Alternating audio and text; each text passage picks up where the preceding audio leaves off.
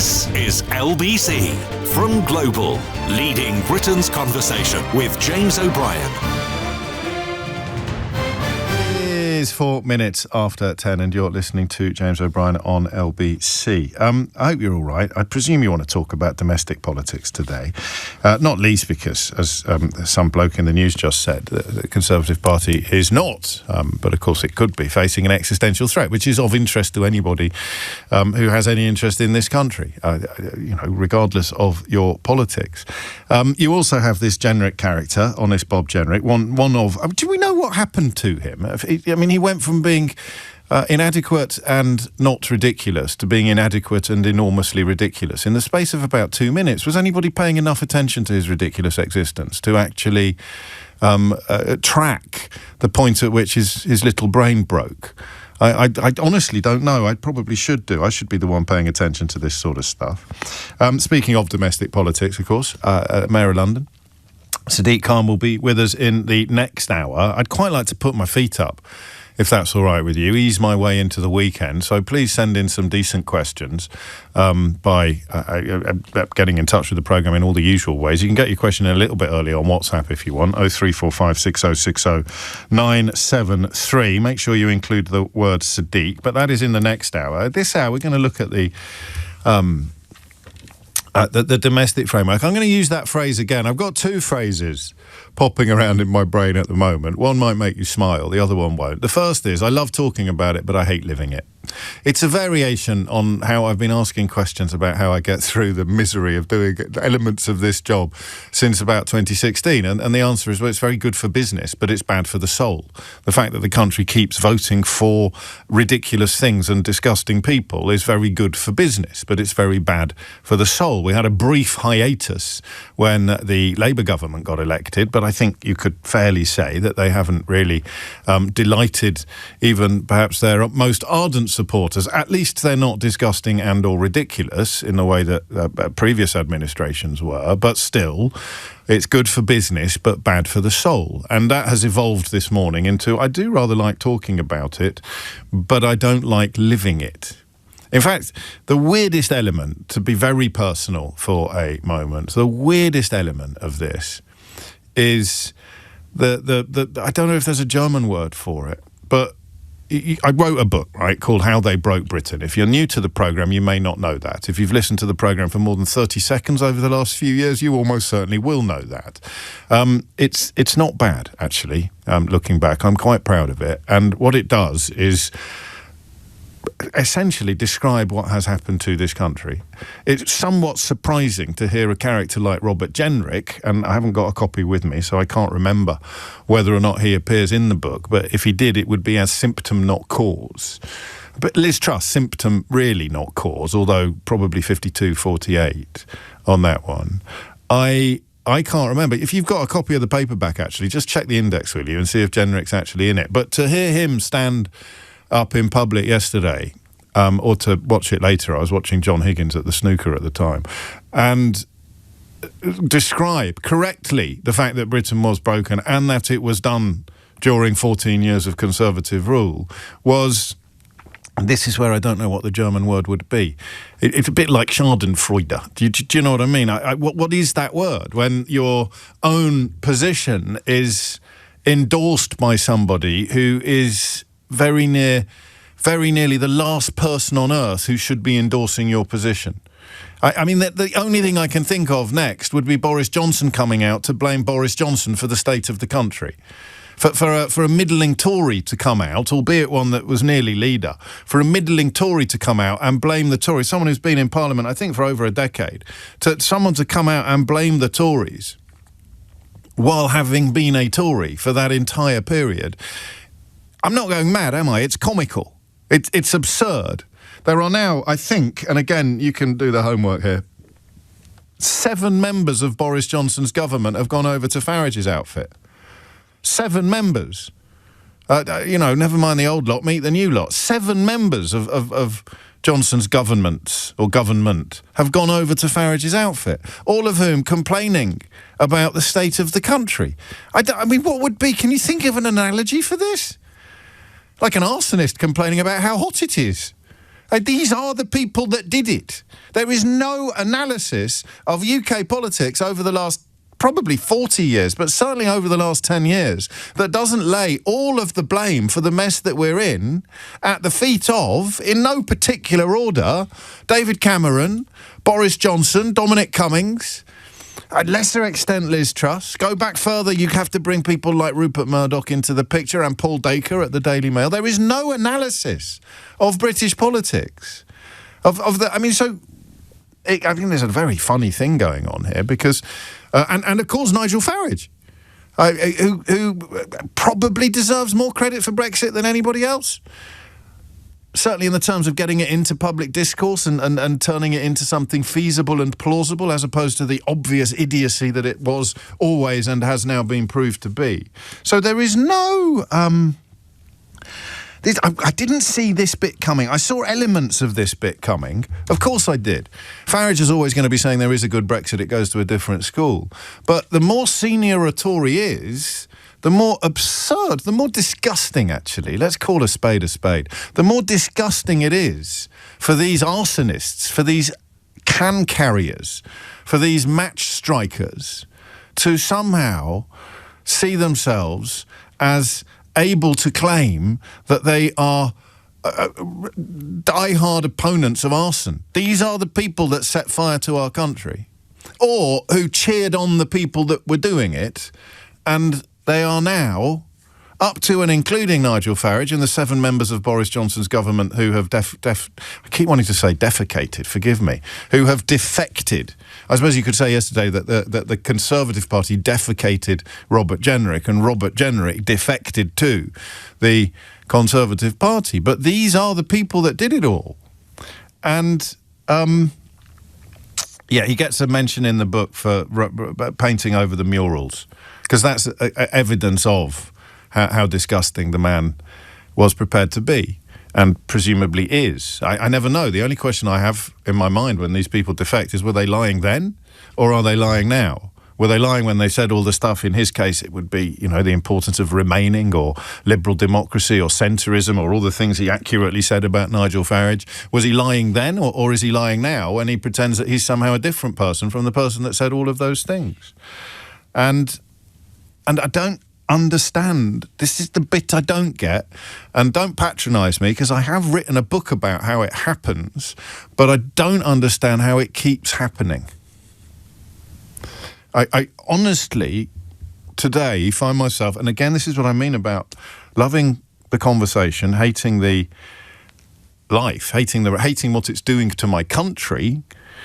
The football analogy here is perfect, right? Your team is going through the worst imaginable period, but you really love talking about why.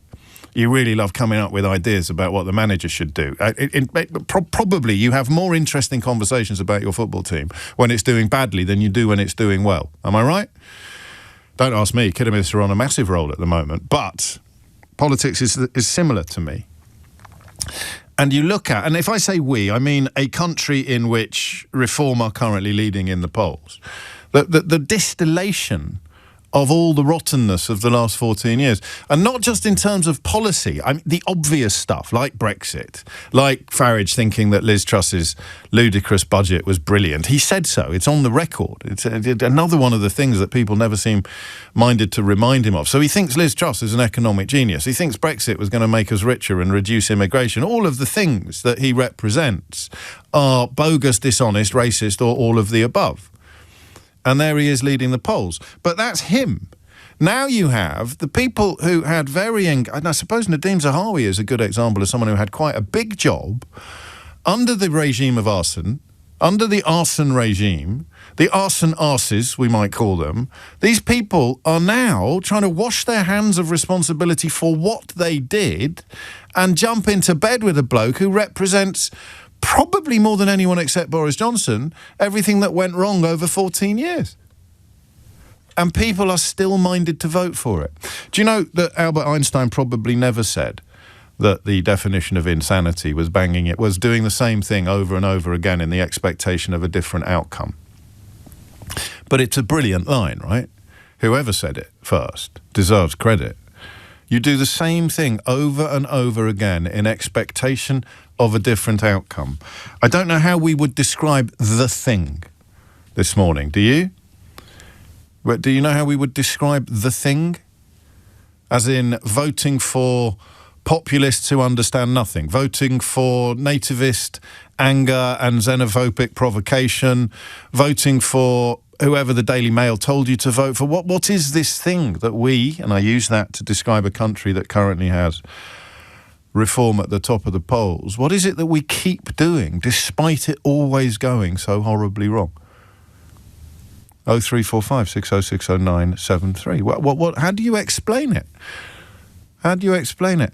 That this migration of die-hard Tory Brexiters, whether they were pro-Brexit before the referendum or not, is actually moot, because the self-interested ones, the most fraudulent, the most dishonest, the most venal of them became Brexiters immediately the moment it became clear that their career would be enhanced by becoming a Brexiter.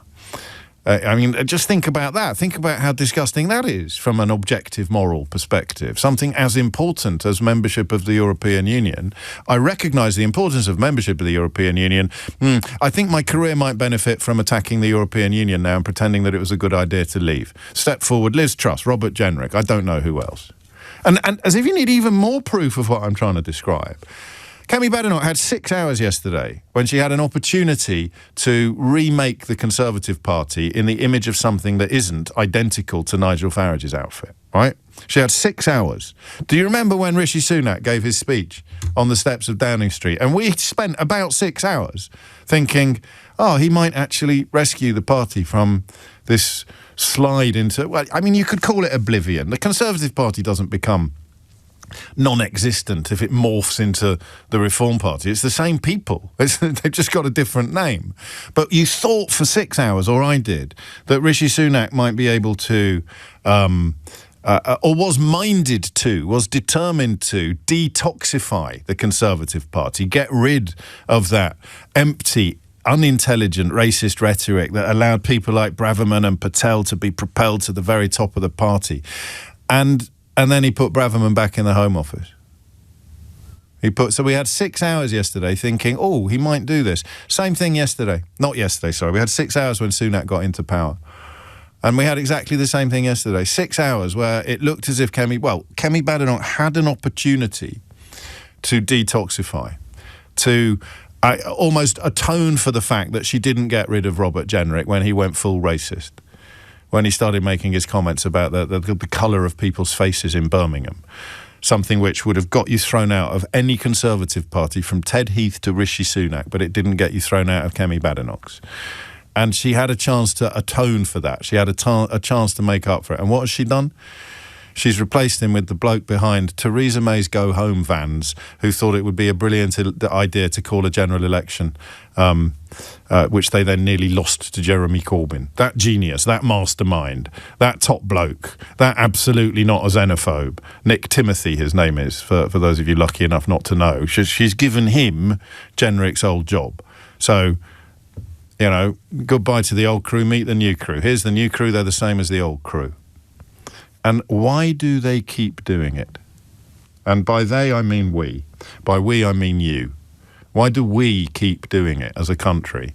Why do we keep putting all our chips on insular, dishonest, ignorant, increasingly racist policies and politicians, and then sitting there marvelling at the mess that they make, and then thinking maybe we need to find someone who's even more insular, someone who's even more ignorant, and someone who's even more racist?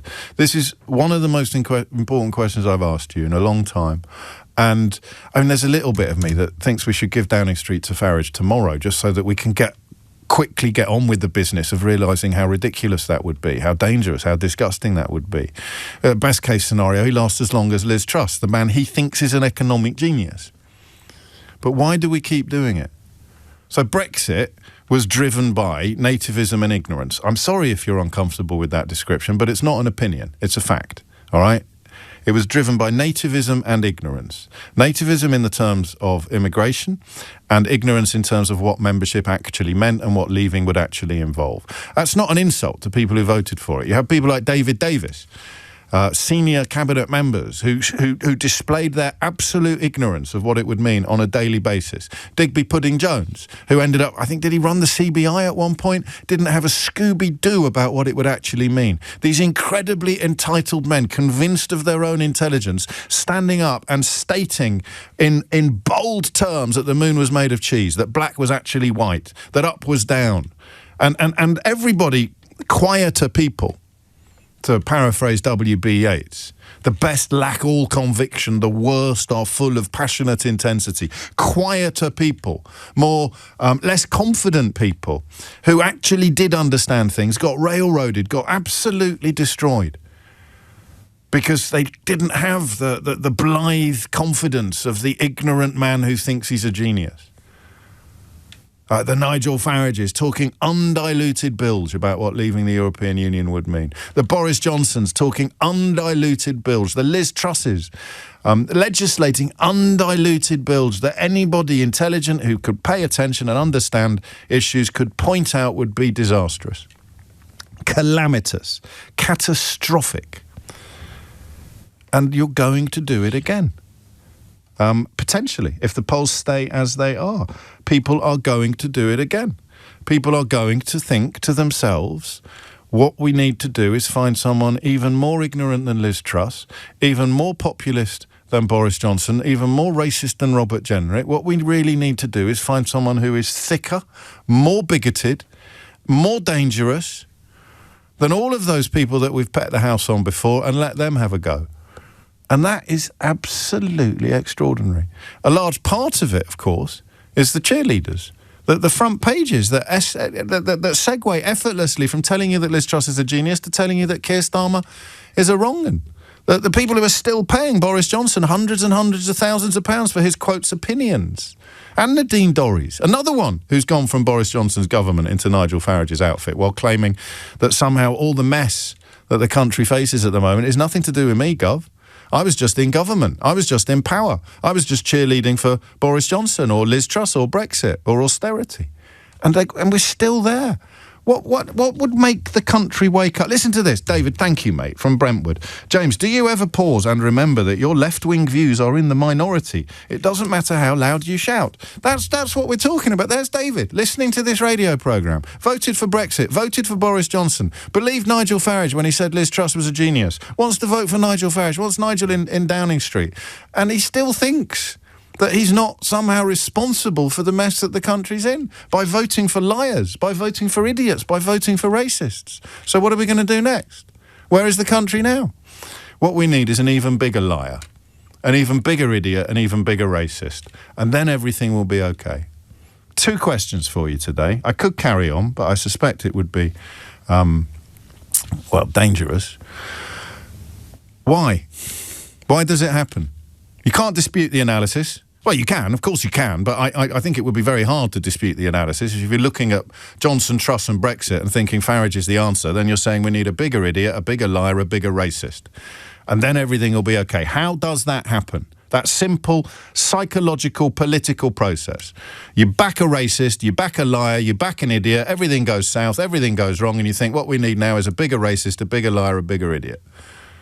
And then the question of how does it stop? What breaks this spell that enough of the country is under to lead us out of the single market, to lead us into a country where Boris Johnson can be Prime Minister, to lead us into the mess of a Liz Truss budget?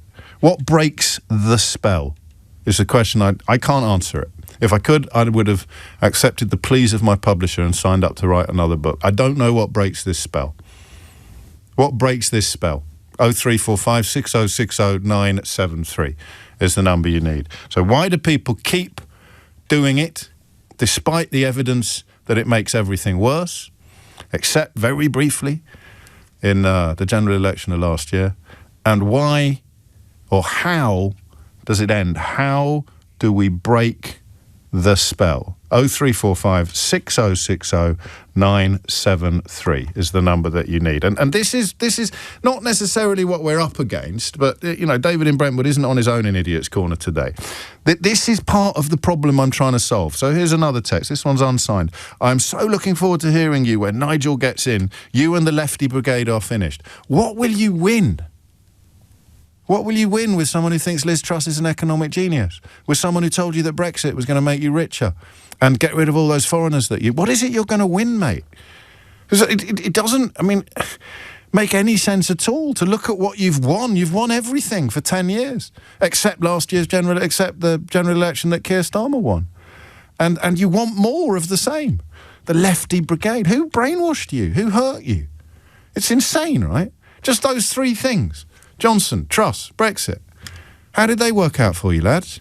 So what are you going to do now? Oh, I'm going to go for the bloke who really, really loves all three of those things. It makes no sense. But my challenge to you, at 25 minutes past 10 this morning, make it make sense. Go on, make it make sense. And then you can tell me how we break the spell. It is 25 minutes after 10. You are listening to James O'Brien on LBC. The number you need is 0345 6060 973. And remember, we love talking about it, but we absolutely hate living it. James O'Brien on LBC. 26 minutes after 10. Chris in Bedford, just hold your horses. It turns out I've got a little bit more I want to say because the people that we're talking about don't ring me anymore. That's a shame, but they still occasionally text me. So here is the character who wrote, I am so looking forward to hearing you when Nigel gets in. You and the Lefty Brigade are finished. Why do people like that keep thinking that if they go for someone more dishonest, more racist, more ignorant, then things will get better than they did the last time they went for an idiot or for a racist or for a liar? And I've pressed the history button because I thought it would be interesting. This is the same person. Any excuse to bash the Tories. This is from a week or so ago. Boris done the best he could at the time. Do you really think Starmer would have done better? So you've got a Boris Johnson fan who now can't wait for Nigel Farage to be Prime Minister. This is from November of last year. So are you saying that everyone voting for reform is racist? Surely nearly the whole of the country that are behind reform cannot all be racist, can we? Nigel Farage is not racist. He's just standing up for real Britons. Same texter, same person. It's not racist to hang the Union Jack. We are patriots. If the foreigners don't like it, we could do something about it maybe. But remember, not a racist. Same bloke. God, I couldn't be married to that woman. This I can actually remember is when we took a call from a woman whose husband has gone down this particular rabbit hole and it's breaking her heart. She needs to wake up, writes the man who's definitely not racist, who loved Boris Johnson and wants Nigel Farage to be Prime Minister because all his other decisions and votes have gone so well. Here it is. The husband is obviously worried about blacks and foreigners. So you literally write to me to complain about being called a racist from the same account in which you're complaining about blacks and foreigners. And I mean, the fact your vote is worth the same as mine is a reminder of why democracy is often described as the least bad available option. And these are the people who won in 2016, who won in 2019, who wanted Liz Truss to be Prime Minister. And now I don't get it. I told you I was going to take us all the way up to the 5:30 news. Poor old Chris in Bradford, his biscuit's probably gone soggy. He's been dunking it in his tea for so long. That's the question, all right? Why do people keep doing it? And I'm going to say we, because it makes it more generous. Why do we keep doing it? The Daily Mail moves effortlessly from telling you that this person is a messiah to telling you that they're absolutely ridiculous. No one should have ever listened to them in the first place. And here's the new messiah for you. Britain is broken, as Robert Jenrick said yesterday. But the people who broke it are trying to blame it on anybody but themselves. And the voters, like our texters here, are going to let them. And I just want to understand why and what would break that spell. Here's Dominic Ellis with your headlines. James O'Brien on LBC. It is 32 minutes after 10. We got the mayor in at 11 o'clock. Unfortunately, in a way, because I have a feeling we could carry on this conversation for the best part of 3 hours. Of course, when I say conversation, I use the words very, very loosely, given that nobody else has got a word in edgeways yet, which is an indication, and I know you forgive me for this, some of you even enjoy it, you certainly indulge me, of what's at stake. It's mad. It's absolutely bonkers. Something happened when Jenrick started describing Britain as being broken and how the Conservatives broke it. Something happened in that, as the bloke who wrote the book, How They Broke Britain, I don't think I saw clearly the point at which all the arsonists start complaining about the fire and blaming it on, well, who? Their colleagues, but definitely not themselves. Why do people keep doing this, and how do we break the spell? Stephen is in Bishop Stortford. Stephen, what would you like to say? Hi, James. Thanks for taking my call. You're very well. Eventually. You can add an eventually there if you want, Stephen. No, I haven't spoken to you before, but I don't want to interrupt you. Go on. I think you're right, but not quite right when you say that there's a spell. I think it's more of a coma, James. Yeah, maybe. I think we are politically, when you look at the amount of people in this country who actually vote, it isn't a representation of the whole country. Therefore, that must tell us something. Are we just fatigued by the politicians who over the last 30 years, where this country hasn't made any money at all, which is terrible. If it was a business, it would have closed down, to politicians that are now looking after their own interest and the interest of others. Gone are the days when we had politicians who looked after this country. I disagree with you. I genuinely disagree with you. He is not someone that it's easy to muster up an awful lot of enthusiasm for at the moment, but Keir Starmer is not motivated by venal greed or self-interest. He's not there out of ego. There are many members of the Cabinet who have come up through politics via the trade union movement and via traditional means through which you try and improve the lot of the ordinary working person. Whether they're any good at it or not is moot. But it's not. This paint them all with the same brush actually plays directly into Farage's hands. It's just not true. I respect your point of view, but I have to say that I think that when you see the herd moving from Tories to Reform, you have to wonder where the leader of the herd is hiding in the bushes because they're trying to find him. Now, I'm not saying for one moment Boris Johnson will come back to Reform, but, we've landed on the moon, and who would have thought that was possible? So who knows what's actually afoot, and I'm not sure. But let me push you to the precise question, which nobody can argue with. In fact, having the history button on my text is brilliant, because you might think, he's exaggerating, or it's ridiculous to suggest that everybody who loves Nigel Farage also loved Boris Johnson. But it's true. It's clear 7 members of Boris Johnson's government have now moved across to Reform, and people think they're voting for a refreshing change or for something different. They got their Brexit, they got their Boris Johnson, they got their Truss economics. They were all disasters by any measure, and they want more of the same. Explain that to me. More of the same. And it's not about a disillusion with 30 years of status quo.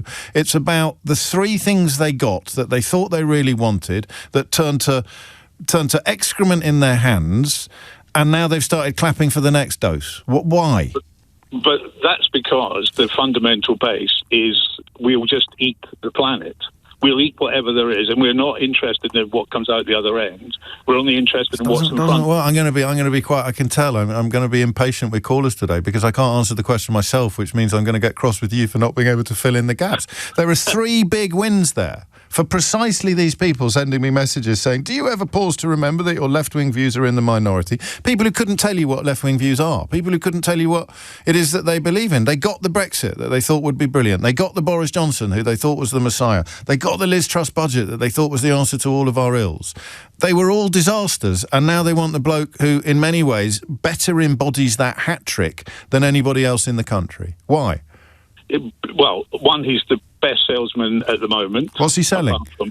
He's selling a dream, which doesn't exist. What's the dream? So snake oil. The dream is that this will be a much better country. It's a Trumpy dream. It's a Make America Great Again dream. Absolutely. But they got the 3 things. This is it. It's not a criticism of you, an apology even for the shortness of my patience. But what's the dream? You've got the dream in 2016. They were dancing around the country as if they'd won the World Cup 10 times. Imagine that. Within a year, they were saying, oh, no, we don't talk about that anymore. I can't believe you're still going on about that. That thing we claimed would be the best thing that had ever happened to Britain. They got Boris Johnson into Downing Street. They told us that was going to be brilliant. That was going to be incredible. He's the best. He's the business. We love Boris. How did that work out for you? They got Liz Truss's budget. All of the free what were they called? All of the so-called think tanks. All of the lobby groups, the secretly funded lobby groups masquerading as think tanks have infiltrated public discourse so completely that they got Liz Truss into Downing Street and then started boasting about how they were the ones that were really in charge. And they got that as well. 3. Austerity, you could probably make a stronger ideological case for. If that is genuinely what you believe works, then well done. It didn't, but I think your belief probably is genuine rather than venal. But those 3 things, the unholy hat trick, 3-0 up, and it all went wrong. But now you want to put your money on the bloke who backed all 3. I find it genuinely extraordinary. Alan is in Prestwick. Alan, what's going on? Basically, Nigel is. I'll tell you what you said earlier, James. He's going to win. Let's have it happen. Let's get it done. Because your book, how they broke Britain, is how they're actually going to break Britain up. I mean, I watched a recent documentary about Yugoslavia and how it all fell apart and how it was quite violent, obviously, etc. Ours won't be violent, but it will be on the economy, the fact that they won't be able to deliver, James. The economy, the manufacturing base has been, basically run down. We don't make enough to actually stand on our own 2 feet. We're in this kind of purgatory at the moment of we've left Europe, but Brexit has not done enough damage for people to wake up and say the dream. Well, it has. They just don't know because they're not working in importing or exporting, or they're only paying attention to farmers when they complain about inheritance tax, not when they complain about the so-called trade deal with Australia or other things. It's done all of the damage. It just isn't. And that's part of the problem, is that because the newspapers were almost 4 square behind this unholy hat trick, Johnson, Brexit, Truss, the newspapers can't any more than Robert Jenrick can turn around and say, oh, sorry, I'm actually part of the problem. How dare I pretend to be part of the solution? And you're spot on, James. We have to hit the wall at some stage. There, you keep going down this track. Do we, though? Yeah, we do, because is Nigel Farage and his project stoppable? Is it turned around? I don't know. I mean, I'm not convinced that the next election is already over. Politics is an incredibly fluid and mobile thing. I'm speaking very honestly, as I do with Brexit. I didn't realise it immediately, but I realised pretty quickly people are not going to recognise how misled they have been until the consequences come into land. And then another person, Tom, points out rather brilliantly, tying in with what you're saying, they truly believe that Boris Johnson, Brexit, Liz Truss and even immigration have all been undermined by the lefties. So that is, I mean, even if Boris Johnson was in power, somehow the lefties were in secret control. If even though Liz Truss was Prime Minister and everybody with a brain, an economic brain cell, recognised the madness of what she was doing, it was all the fault of the lefties. She claims she was undermined by trans activists in the civil service or the deep state. So, I mean, do the idiots texting me believe in some sort of secret cabal of string pullers that are somehow frustrating the will of Boris Johnson, Liz Truss and Brexit? But, they're searching for the bogeyman, the person who's pulling all the strings in the background, etc. They don't exist. That person doesn't exist. Of course they don't. Now I know. And I suppose Trump got into power on the back of that kind of conspiracy and then fights furiously to actually stop all the stuff being released that the people who bought into it want to be released. How does the spell break?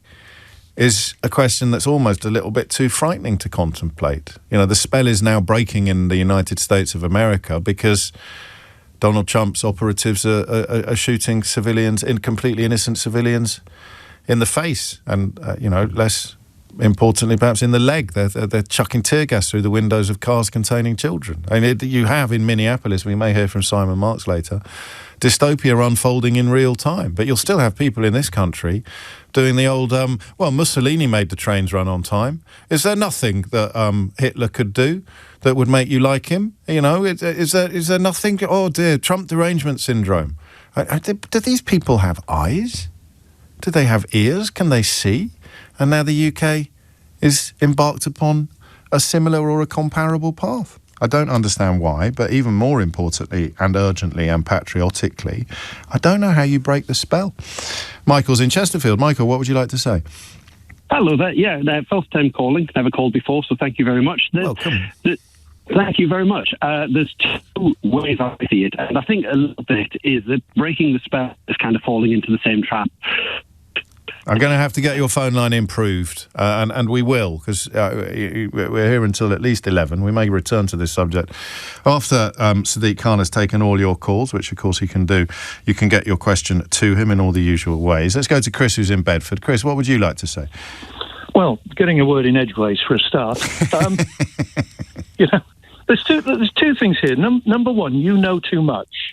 You are so well informed because it's what you do, and for heaven's sake, do not encourage us getting Farage into Downing Street. I'm running a business. I need this business to still be alive in 2 years' time. So don't encourage him. I'm not encouraging. You know I'm not encouraging him. I'm just pointing out. I don't know. Yeah. Well, the questions that I'm asking hinge upon the fact that people have been given 3 massive wins, Brexit, Johnson, Truss. They've all turned to dust in their hands. Maybe they need to win the next big thing as well before they'll realise that the whole project is a con, a disaster, a mess. Yeah. Word in edgeways again.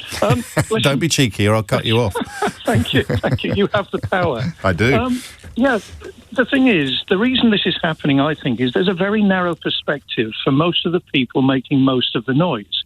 They don't get the full spectrum of opinion. They don't have the facts. They don't understand most of it. All they see is this vague promise. And you could almost take it back to empire.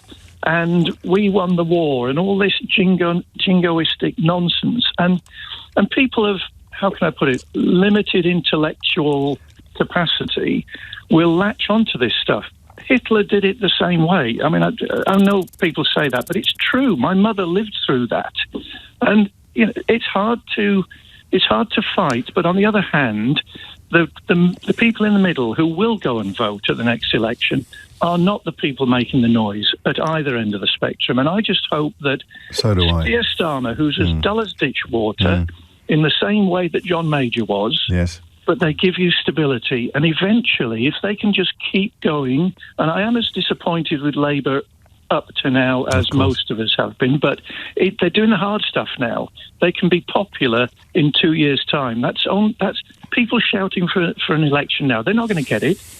2029, as long as Starmer has put enough good stuff in place, he could win it again. And I hope he does, because, I am a socialist. I can't deny that. But it's just basic humanity. And Nigel Farage and all these people who are defecting to reform from the Conservatives, that helps Labour, because it makes reform look just more and more like what didn't work before.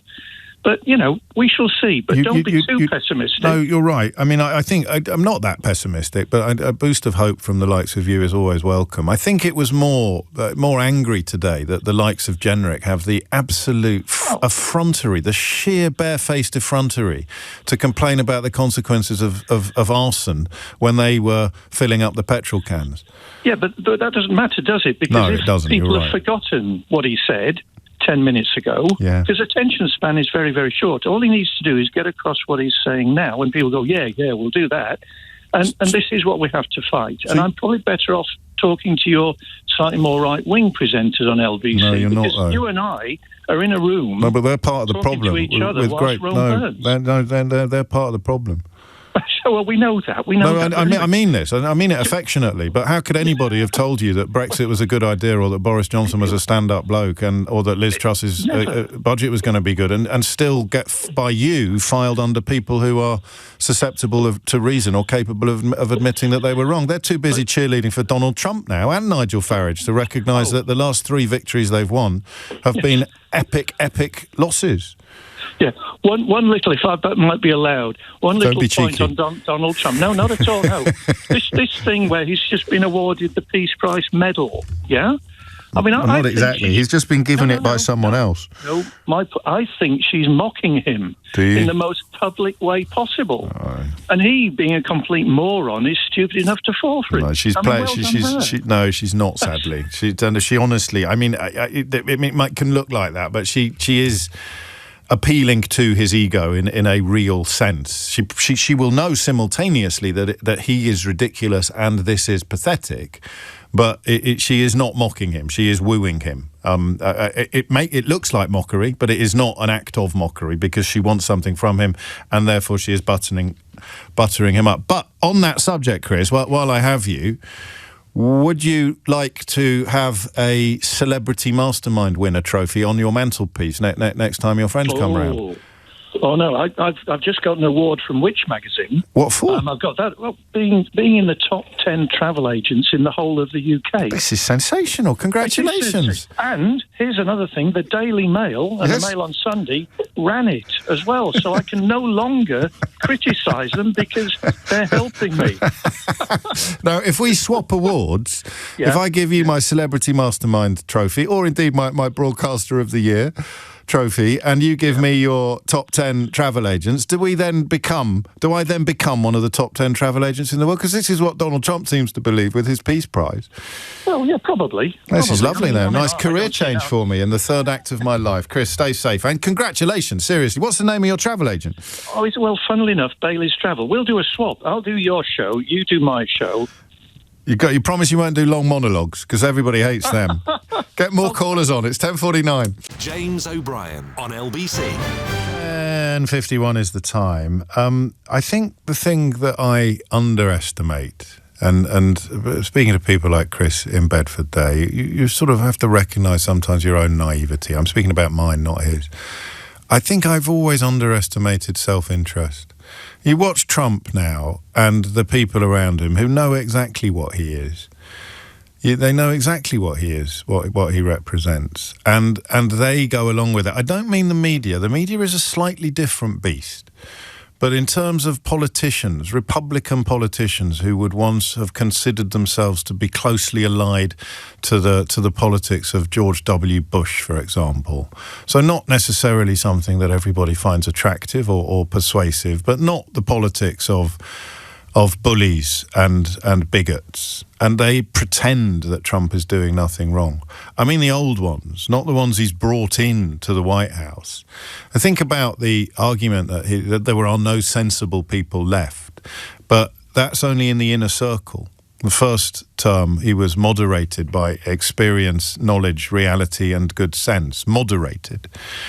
But now there's nobody in the inner circle. It's more the people on the Senate floor and the congressmen and women who know exactly what he is, but who pretend that it's different. The number of his senior appointees who now say, well, I'm not aware of that. I don't know anything about the pardon of the Honduran president on drug trafficking charges. I'm afraid I'm not party. So all of the evidence of his epic hypocrisy, they just swerve now by saying, oh, well, I don't know anything about that. I'm here to talk about this. And they end up claiming, of course, that poor woman was somehow endangering or threatening the ICE officer that she was trying to drive away from, obviously and visibly.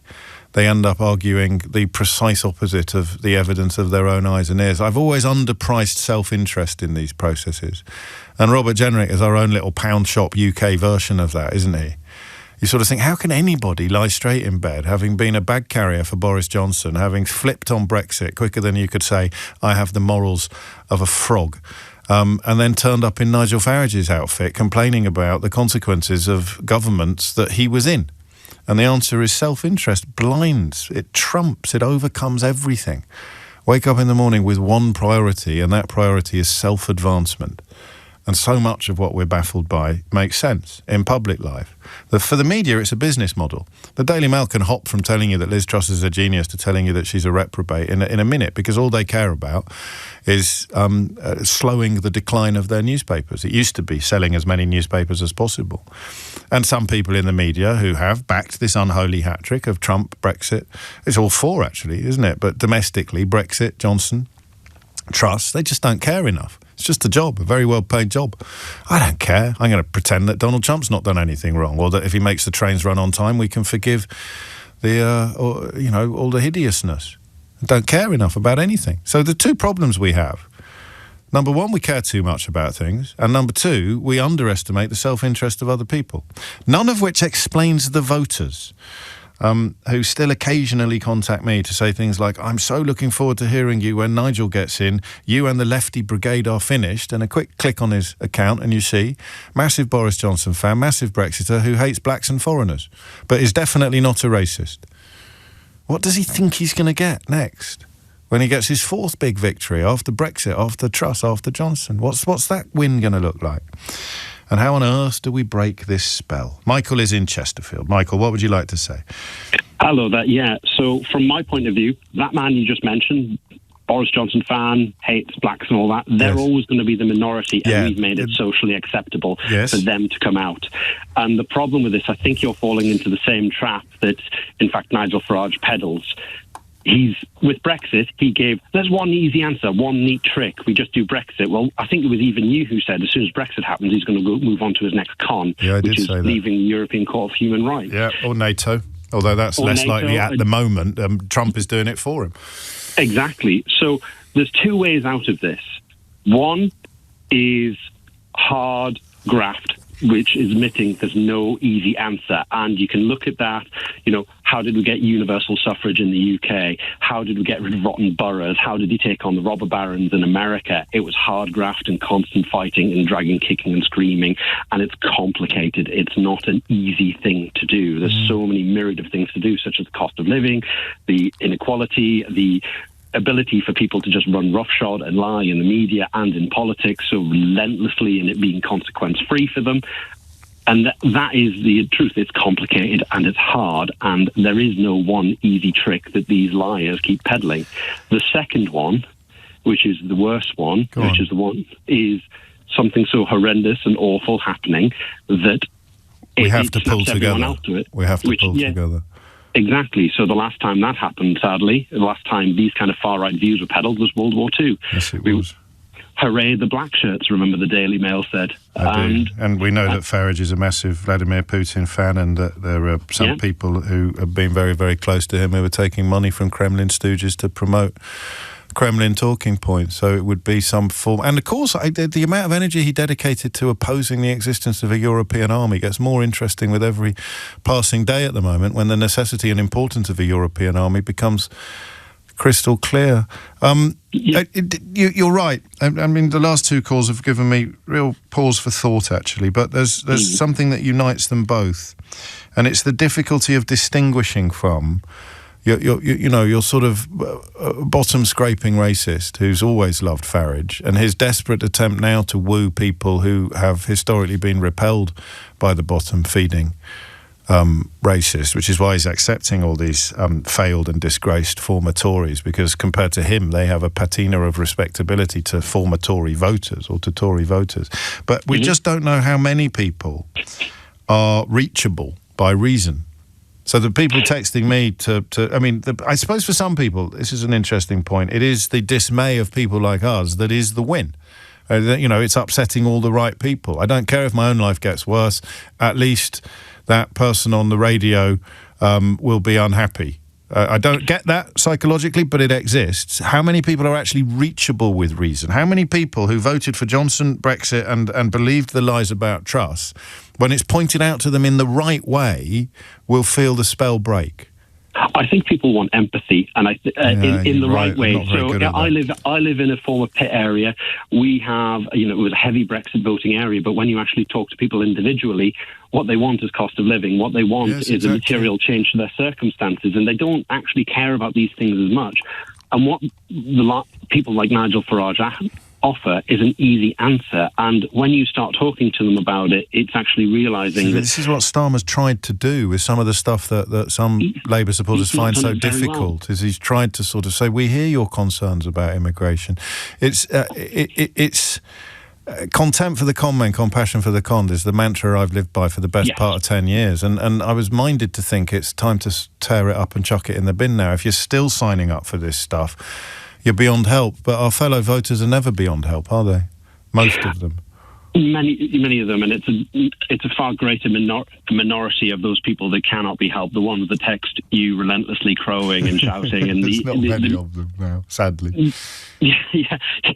But they're even lying to themselves. They're literally sending me messages saying, "How dare you call me racist?" It's 2 weeks after sending a message saying, "Well, I don't blame her being so concerned about blacks and foreigners." I mean, it is comical. I don't know that you can reach people who are lying to themselves so completely. But the person, maybe I need to be a bit more empathetic. I mean, that person who voted for Brexit, who voted for Boris Johnson, who believed that Liz Truss was an economic genius because partly the Daily Mail told her that she was, or Nigel Farage told her that she was. The people who believe that Nigel Farage is the answer to their prayers currently, when they're shown calmly and empathetically what happened last time they got what they wanted, do they change their view about what they want next? I don't know. What's extraordinary is that I did a 20-minute monologue at the top of this hour, and only at the end of it have I distilled it down to that question. If you rub their faces, but that's not kind or empathetic. If you really show them what happened last time they won, will they continue to think they need more of the same? Mayor of London next. James O'Brien on LBC. Indeed he does, but if you want him to take your calls, you have to call him, and you can. You'll get through if you're quick on 0345 6060973. The Mayor of London, Sadiq Khan, is in the studio. If you want me to put your question to him, then text it to 84850 or WhatsApp it to 0345 6060973. But I would call. Seriously. There's no point sitting there moaning about how you can't get on.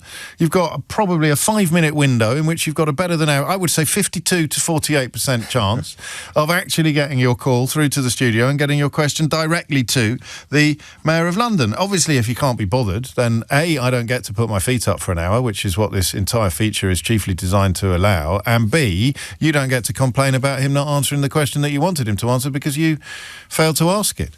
Welcome. Good morning. Belated Happy New Year to all your listeners. That's very kind. And the same, of course, to you. I'll start things off, then we'll go to the switchboard. Have you sent any messages of support to the Mayor of Minneapolis, Jacob Frey? Yeah, so we've got a group of mayors in the UK, and a few of us got together and sent him a message just over a week ago.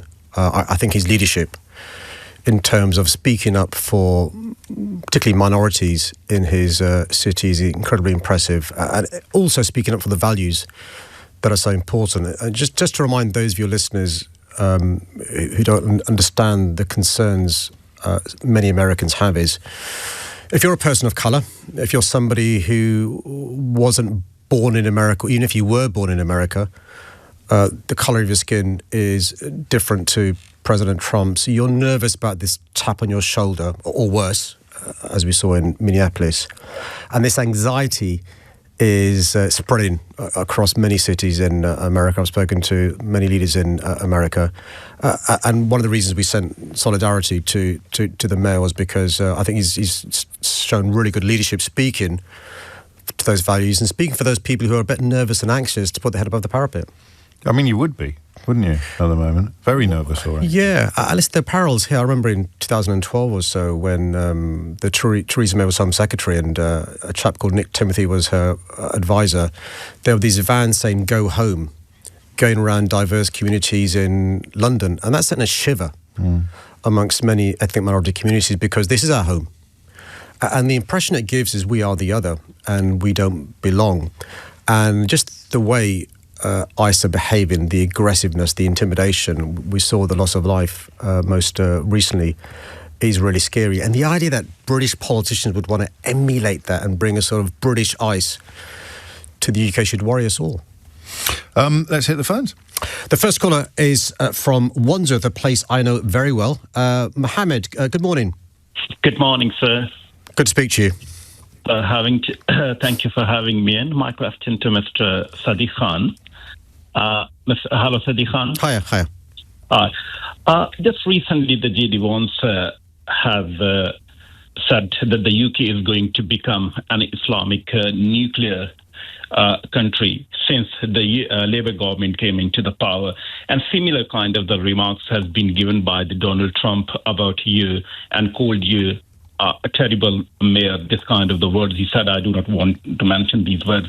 My question is that why the US administration interfering into UK domestic politics. UK knows well how to run the country, and these kind of the remarks to give that the London has a mayor like this one, does this not mean the disrespect of the London voters? Because the Sadiq Khan has been elected through a democratic process. Thank you very much. Thank you very much. Why does he have such a problem with you? Why does the whole administration have such a problem with you personally? Well, look, Mohammed, thanks for your call. Look, my analysis is this. Firstly, I'm not sure why they're obsessed with me, why I'm living rent-free inside their minds. I can hazard a guess, and my guess is this. There is a view some people have, which is there is a clash of civilizations. It's not possible to be a Westerner and a Muslim. It's not possible to be a Westerner and an ethnic minority. It's not possible to be a proud Muslim and to be proudly British and a proud Londoner.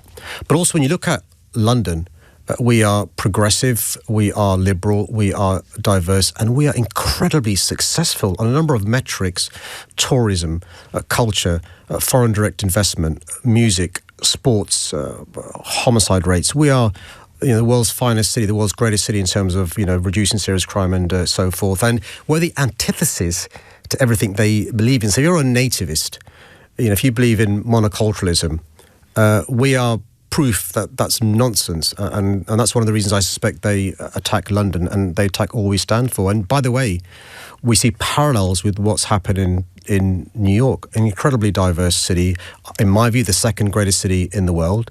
I saw the campaign against the Democratic candidate Zohran Mamdani, and it troubles me because I'm somebody who's tried to bring people together, try and bring communities together, sought to be a mayor for all Londoners, and I'll carry on doing that. Is it working?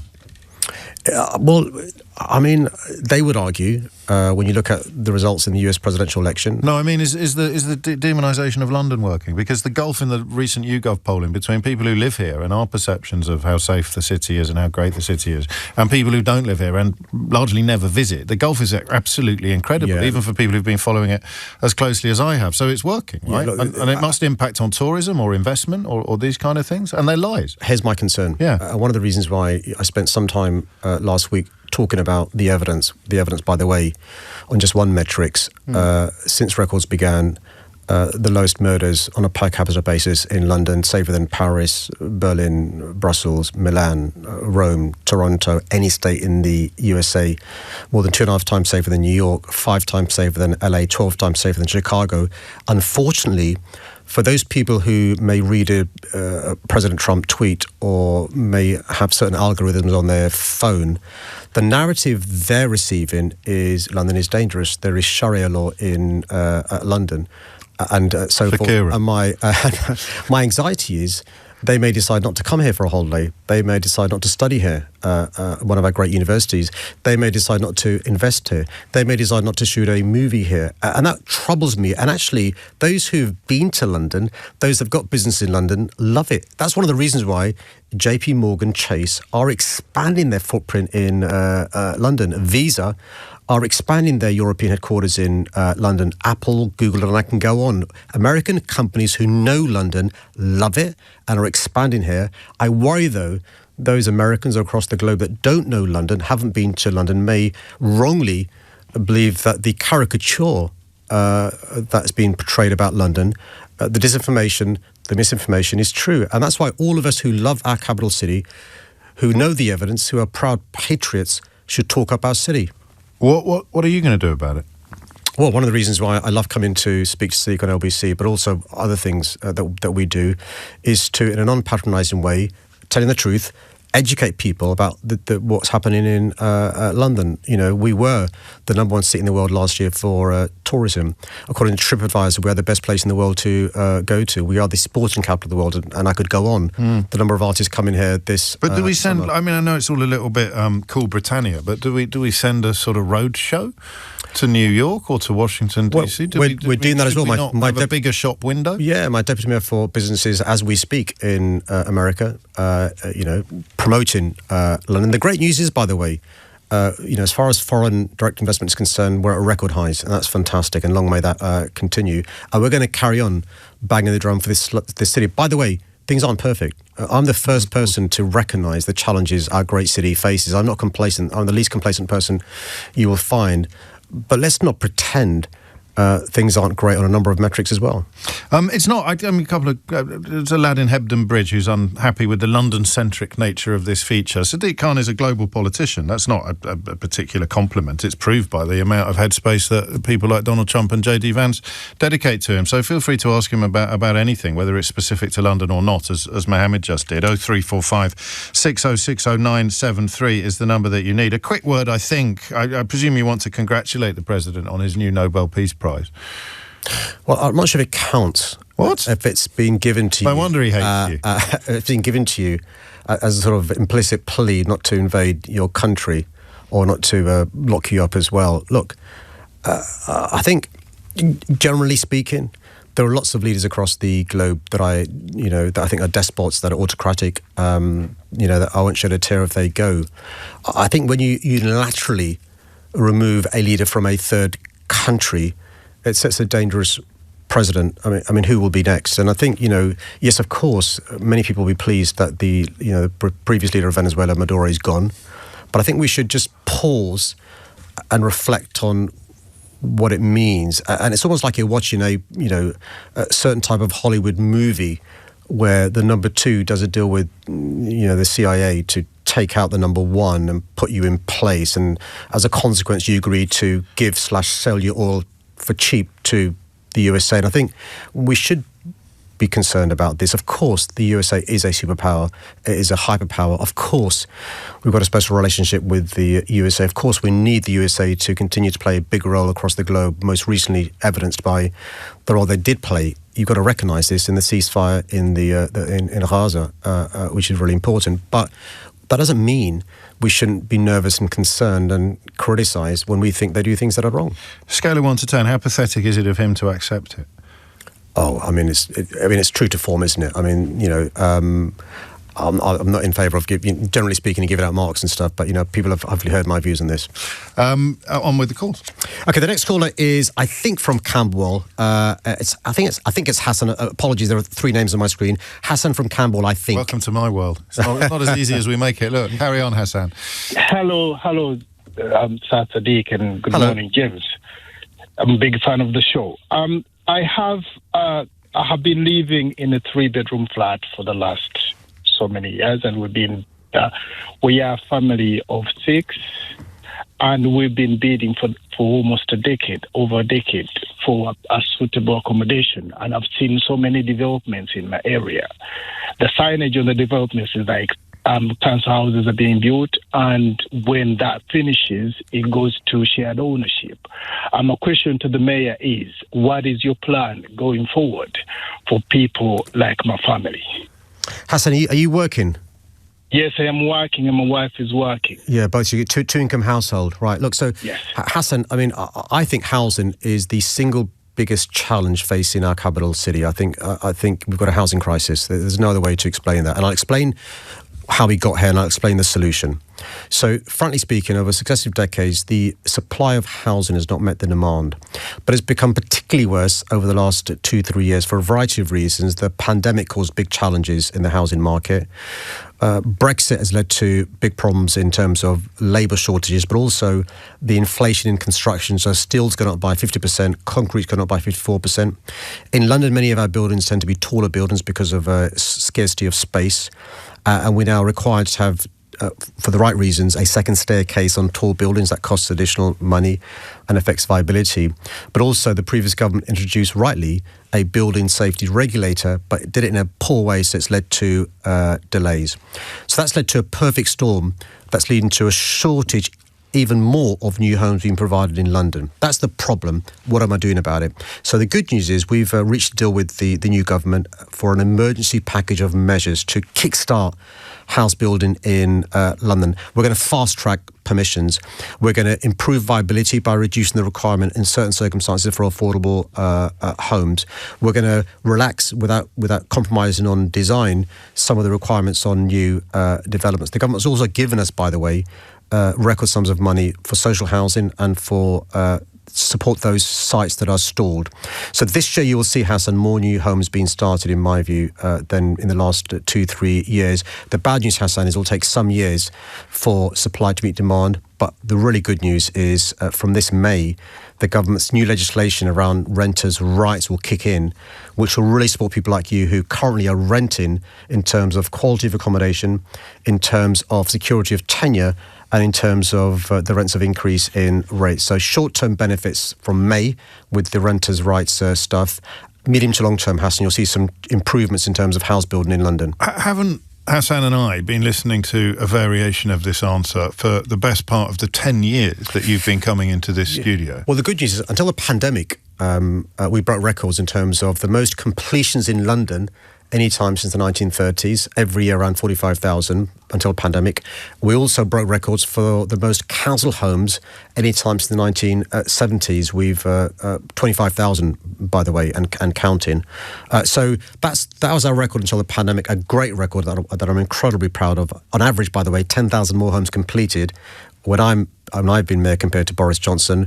The perfect storm that I explained in answer to the question is one of the reasons we've got these problems. By the way, it's a nationwide problem, not just affecting London, but it's clearly compounded in London because of the tall buildings we have in London and the legacy of Grenfell as well. Let's crack on. Thank you for your call about housing, really important. The next caller is from Hackney, and it's Jennifer. Good morning, Jennifer. Good morning. How are you? Thanks for taking the question. Pleasure. My question is on business rates. What are you going to do to help the small to medium-sized businesses that are suffering at the hands of local authorities with humongous increases in business rates? Yeah, the high street's already decimated. What's happened to you? Give us the detail if you can. You don't have to, but it might help. Well, I will. Basically, we've had the relief applied during the COVID times, but then astronomical increases, and where we offer space to charities, we're also being charged with that and not being given the exemption.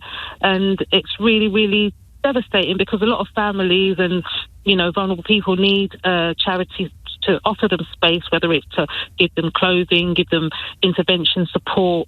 But as a business owner, you've got the national insurance rises, you've got business rate rises, you've also got your rents. So I want to know what the mayor's going to do to make sure the high street doesn't disintegrate and young people don't just move to Dubai.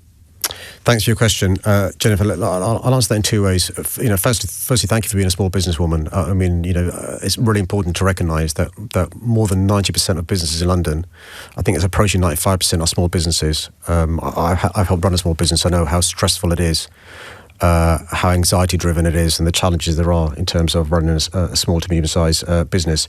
Two big things I can tell you, which will give you hopefully some comfort, is we from City Hall are investing, I think, approaching £30 million towards our high streets. What we've done is work with the councils, because they know the high streets better than we do from City Hall, and the councils, in your case Hackney, decide how this money is used for respective high streets to improve the high streets. Some of it could be in support in terms of business rates relief.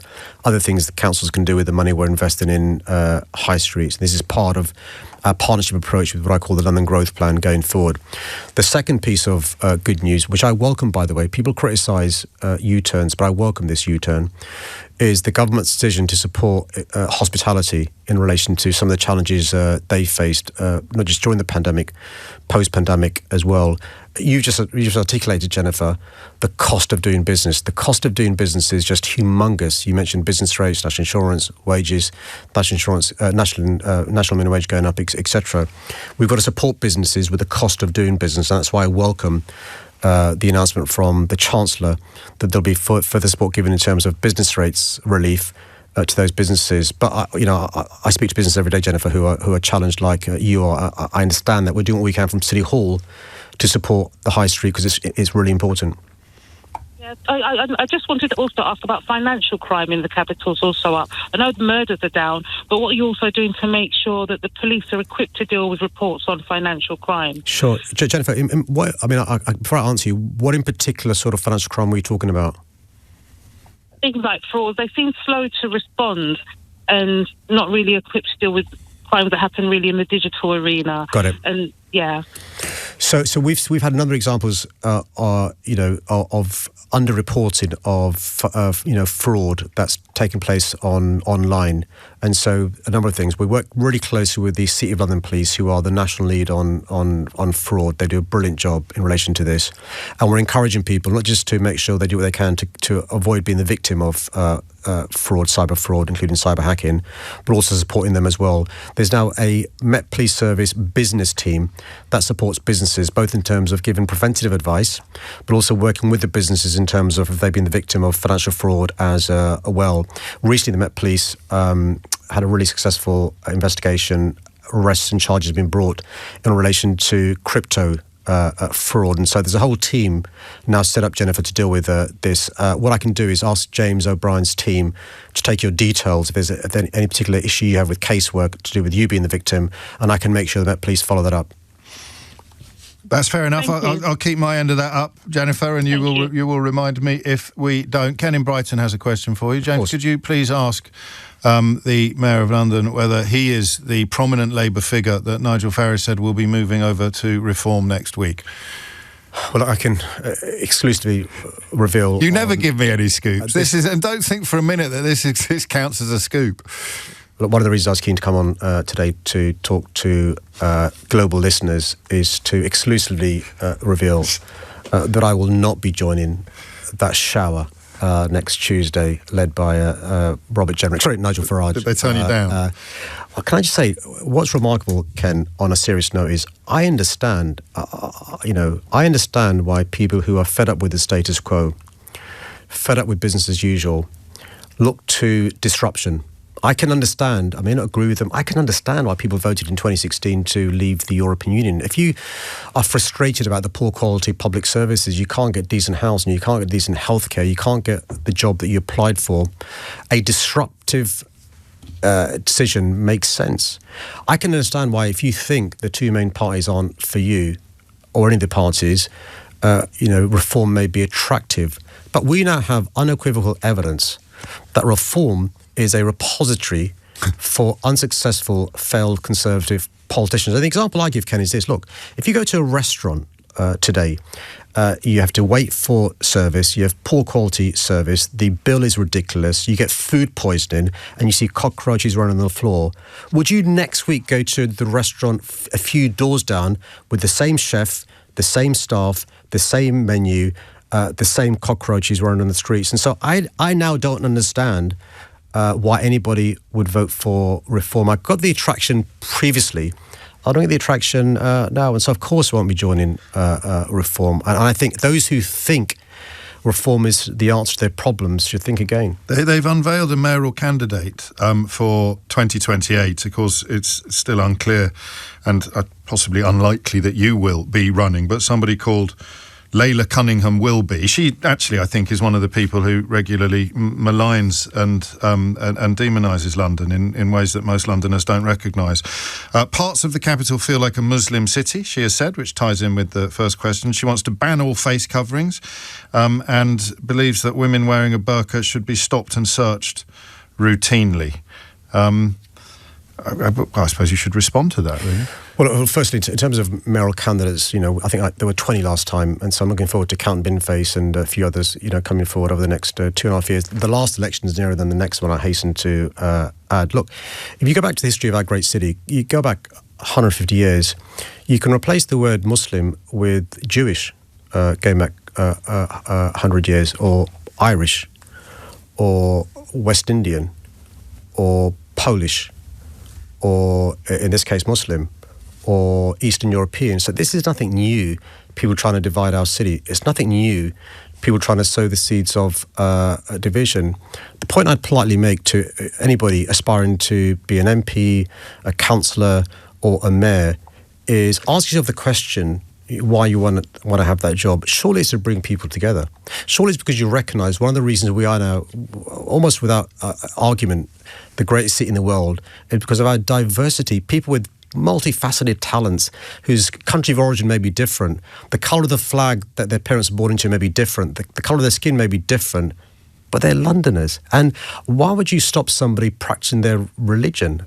I mean, how far back do you want to go in terms of, freedom of religion, freedom of expression, and so forth? These are quintessentially British rights that we're so proud of. And so, look, I'm not going to tell somebody how to dress. I'm not going to tell somebody which place of worship to go to. I'm going to tell somebody what second, third, fourth language they can have. I'm somebody who tries to look for, things we've got in common, try and put down bridges rather than looking for reasons to divide communities. And by the way, there are two types of politicians: those that play on people's fears and those that address people's fears. And if somebody's concerned about the other, my job, I think, is to explain to them in an unpatronised way where they shouldn't be scared about somebody going to a different place of worship.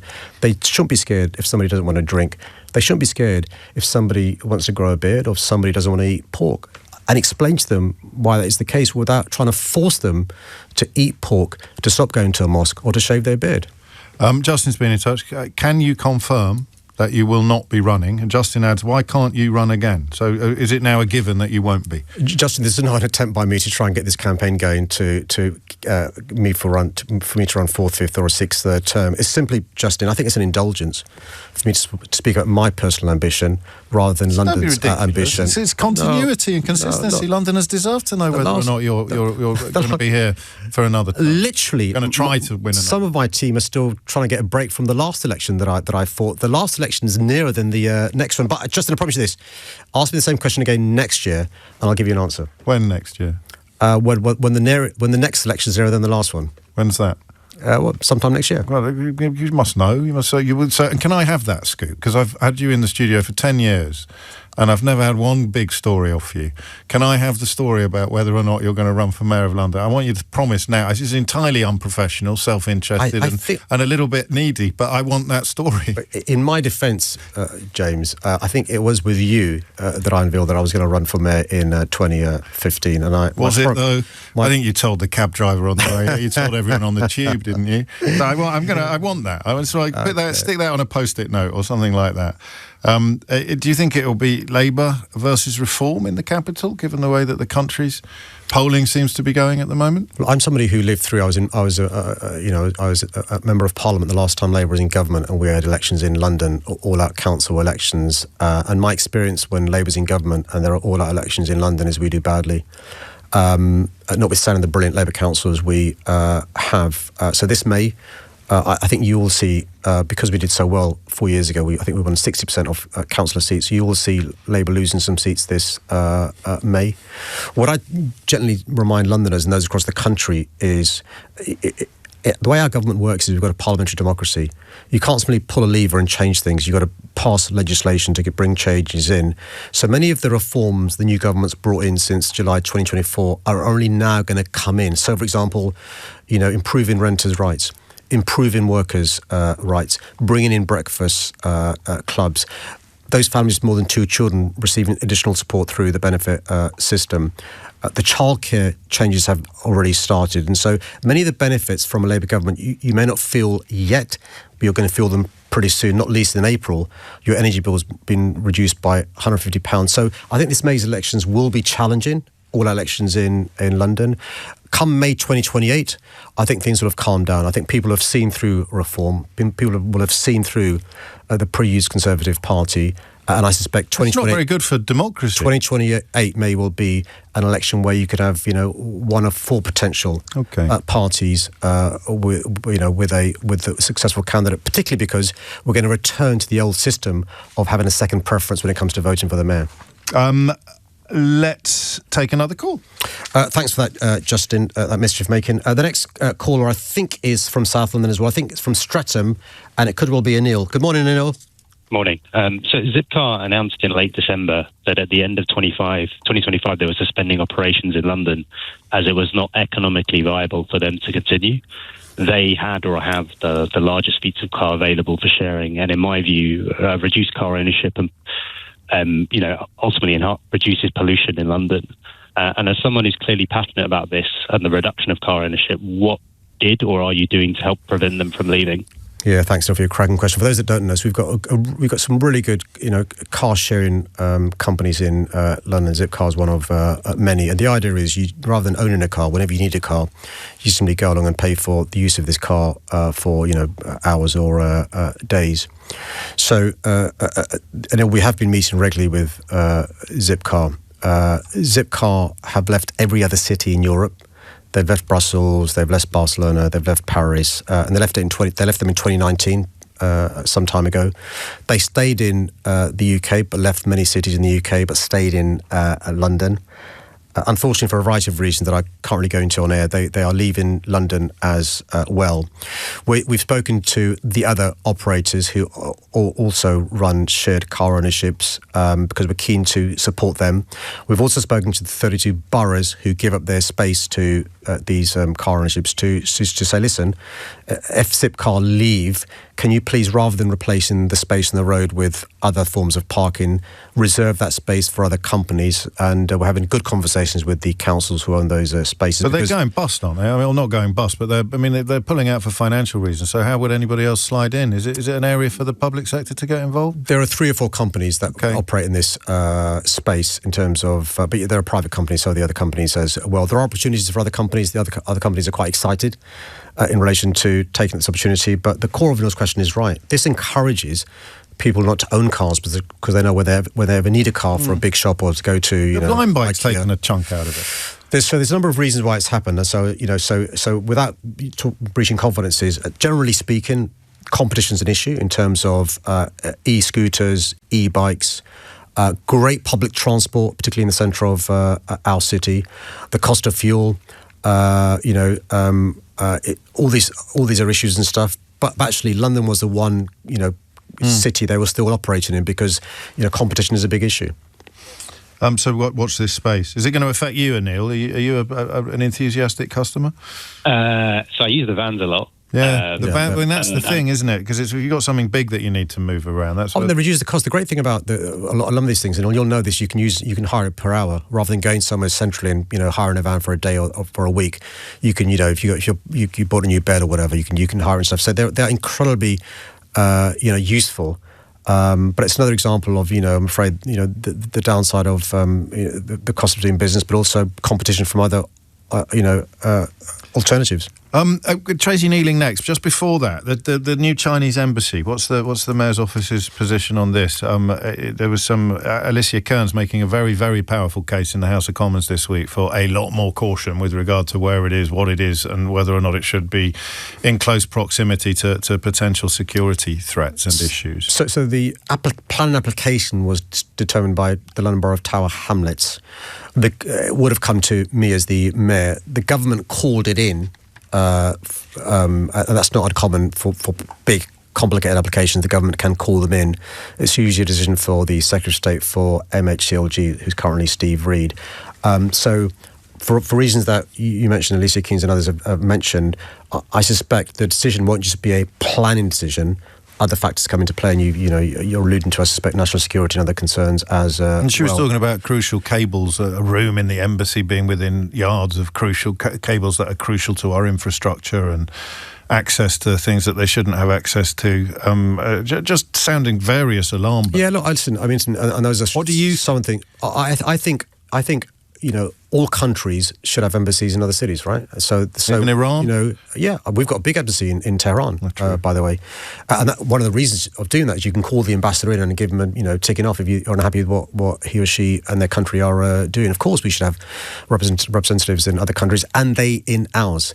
So, of course, we need a Chinese embassy in London. The decision is where it's located and stuff. And that's one of the things that, I've not had the benefit of looking at the merits or demerits of this application, but the government must look at all considerations and then make a decision.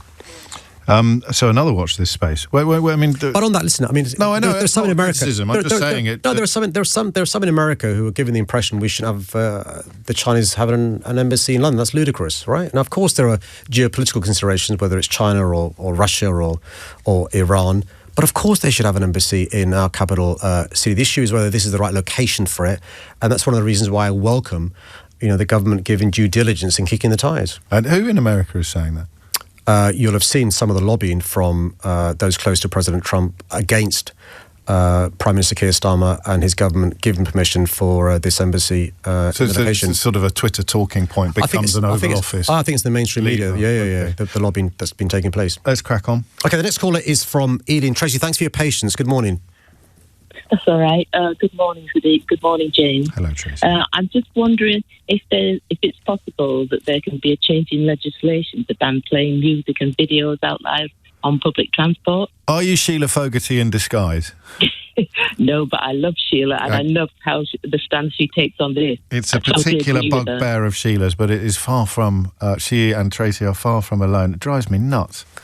So, Tracy, can I just firstly say, the reason why I'm smirking is I've been on trains and my team have told me off for watching out aloud and not putting my headphones in relation to some stuff on social media, so that's why I'm smiling. But look, I can see why it's an issue for many commuters. What we've done is working with TfL, we've put up notices on tubes and buses and elsewhere, trying to remind commuters about, trying to be responsible commuters and so forth. And so, I can see why it's a bugbear of Sheila Fogarty and yourself, Tracy. So we are trying to encourage people to be good citizens. Wear headphones if you're watching a video or listening to music. Try and turn the volume down. By the way, whilst we're on the issue of noise on the tube, we're also trying to reduce the noise inside the carriage from some of our tube trains, the older ones, and the noise to the residents on the surface from some of our tunnelling as well. And so, it's a challenge that I know there is. And all I'd say to, listeners is let's all try and be, neighbourly when it comes to travelling on public transport. I need to ask you about a couple of things that you've put out into the discourse in the course of this week. One this morning, one yesterday. Fears about jobs for AI. Just put some flesh on those bones with you. Look, warning lots of people that their job could be under threat, imminent threat, existential threat. Well, artificial intelligence is a wonderful thing. We use it in City Hall. We're using it in terms of crime fighting, live facial recognition. We're using it in terms of keeping passengers safe on platforms of our stations. We're using it to find damp in homes. The NHS uses it to fast-track cancer diagnosis and so forth. I think we've got to have a serious conversation, though, about the impact on many jobs. Many jobs that currently are occupied in London, in the creative industries, in financial services, in professional services, will soon be gone because of the advent of AI. And there's two things I think we've got to do, is understand and learn the lessons from the lack of regulation on social media, where we did nothing. And that's one of the reasons why you have a situation now where AI like Grok can be used to de-dress women and have sexualized images of children. Let's not make the same mistake again with AI. So there's 3 points I'm making. One is I think the government's got to think about regulation and step up in this area. 2, I've announced a task force to look into the future of work in London. Many white-collar jobs are at risk. You think about industrialisation, you think about globalisation, the jobs that were lost were factory worker jobs, manual jobs. We're talking about the potential of white-collar jobs being lost. So let's think about and work on the future of work in our city. And the second thing, the third point I'd make is let's also, and we'll be offering this to Londoners, free training for Londoners on AI. How you can skill up so you can take advantage of the advent of AI rather than being made redundant because you've not skilled up and AI's taken over your job. It's 11:41. A proposal today to increase council tax to invest more in neighbourhood policing and crack down. Let me do this head on because it's really important. Yes, we've celebrated this week without anybody doing a lap of honour because, one death is one death too many. One victim of violent crime is one too many. The lowest murder rates in London on a per capita basis since records began, the safest global city in the world.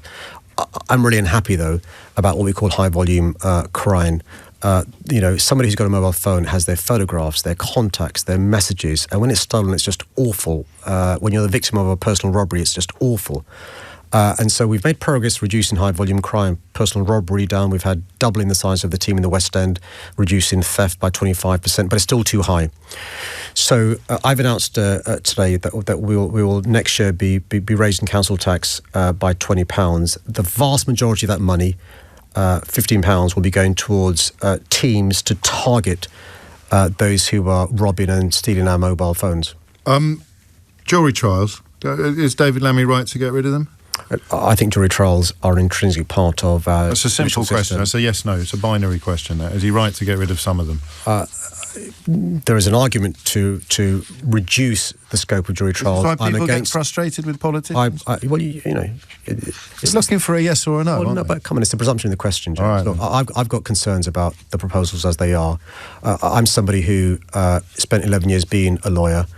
Saw that actually what victims want is justice to happen, and the best way to get justice is your peers deciding on guilt or innocence.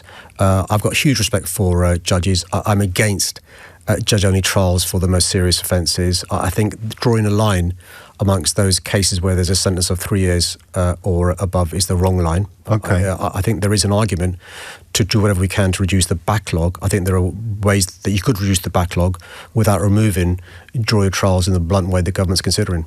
And finally, because we're running out of time, we've mentioned the 10 years now. This is the 10th anniversary of your mayoralty this year. You came to power in 2016, at which point you were asked about whether or not Freemasons should declare membership of the police, and you were persuaded that they shouldn't need to. This, I think, in the aftermath of Hillsborough, wasn't it? Questions raised by the Hillsborough scandal and inquiry. Do you support the Commissioner of the Met in demanding that his members do declare whether or not they are Freemasons? I mean, you and I have listened to Daniel Morgan's son quite powerfully talk about his experience, and what was clear in that awful case was concerns around Freemasons and Freemasonry. And I fully support the Commissioner. What he's saying is actually, quite vanilla. He's saying, not you can't be a Freemason, but if you are, declare that you're a Freemason. And I think that's perfectly reasonable. And I'm surprised that the Met Police Service has been taken to court. So you support the Commissioner? Okay. And that's it for another, well, who knows how long. It's an irregular... Well, hopefully the next time on... Well, I can promise you the next time I'm on, I'll still be a Labour mayor. You have a huge story for me. Do you have any idea who it is that's defecting? You must have speculated a bit.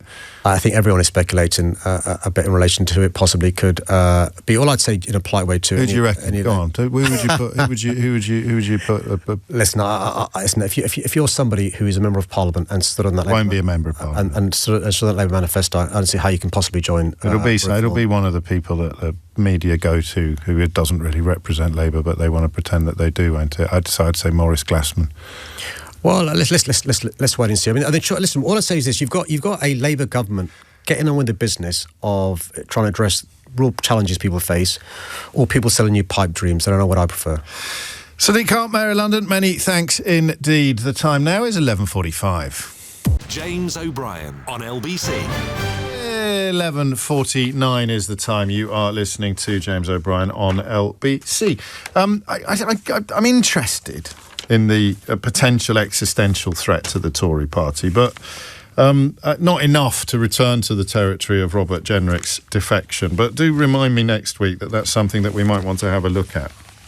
I want to talk about something completely different now, if I may, and it is about an interesting suggestion, an interesting military suggestion, and I want to confine my conversation to people who are or have been in the military, and I want to establish a couple of things before we do that. And the first is that I can get a little bit dewy-eyed in this sort of territory. I don't know why. It flies in the face of many of my other prejudices or problems. I have a close to unquestioning admiration for members of the military, and that's daft because any group of human beings is just as likely to contain wrong-uns or simply incompetence or corrupts or laziness as any other collection of human beings. But there's something about signing up for the military that gives you the mother of all head starts in my personal estimation of you. And I want to make that clear because I'm not sure it should.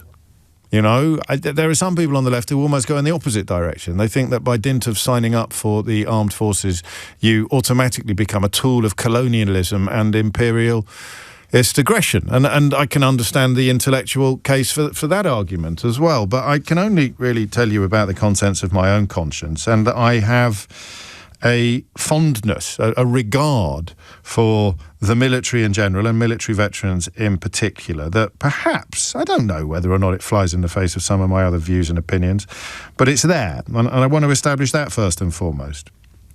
And the second thing I want to establish is the fact that I think this sounds a little bit desperate, but I want to be wrong.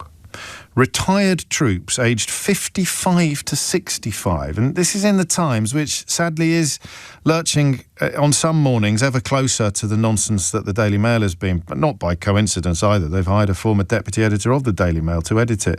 But it may be called to rejoin the military. If it was in some newspapers, it would make you think, well, there's absolutely no chance whatsoever of that ever happening. But I think on this occasion it actually fits and can get filed under plausible or possible. Retired troops aged 55 to 65 may be called to rejoin the military under new powers aimed at making it easier to mobilise tens of thousands of veterans. So if you're in your 60s and you're a retired troop, you could be called up to rejoin. The Strategic Reserve is the group that you would be in, raising the age limit from 55 to 65 because we are essentially poised to become a nation ready for war. This is an announcement from the Ministry of Defence, and it will see former armed forces personnel on call for an extra decade. I sometimes confine contributions to this programme to the qualified. Obviously, this is the kind of subject that lends itself to that, but I'm not going to do that for reasons that I'll explain shortly. I, in the first instance, want to hear from people who are caught in the middle of this. There are two questions here. One is, what do you think about it? I'm very nearly, I was 54 this week actually, so one more year from now and I would be smack in the middle of this, smack at the beginning of this constituency. And you're going to laugh your head off at me now, but I think I could do a job for them at 55. I mean, it depends entirely on the individual, doesn't it? I don't know what job. I'd be like Robin Williams in Good Morning Vietnam, wouldn't I? That would be quite a good morning, Dagenham. I could do the job for you there. I reckon I could probably do a little bit of military intelligence as well, but obviously I wouldn't be able to tell you. Or if I did tell you, I'd have to kill you. But I'm fascinated by age. I'm fascinated by it. We had a caller the other day who was talking about old people, and then when she went on a bit longer, I realised she meant a 30-year-old. Age is such a mad concept, isn't it? I'm going to sound a bit like that Paul Whitehouse character in the Fast Show. It's brilliant, but it's an insane concept. Sometimes now, and this must happen to you. Oh, I got a lovely message yesterday about those little milestones that are evidence of how the world sees you and how completely different it is from how you see yourself. I wish I could remember your name, but thank you, because I do keep intending to form a better collection. Told somebody on a phone call, on a customer service phone call, that she was 61, and the person on the other end of the phone responded, "Oh, bless your heart." 61!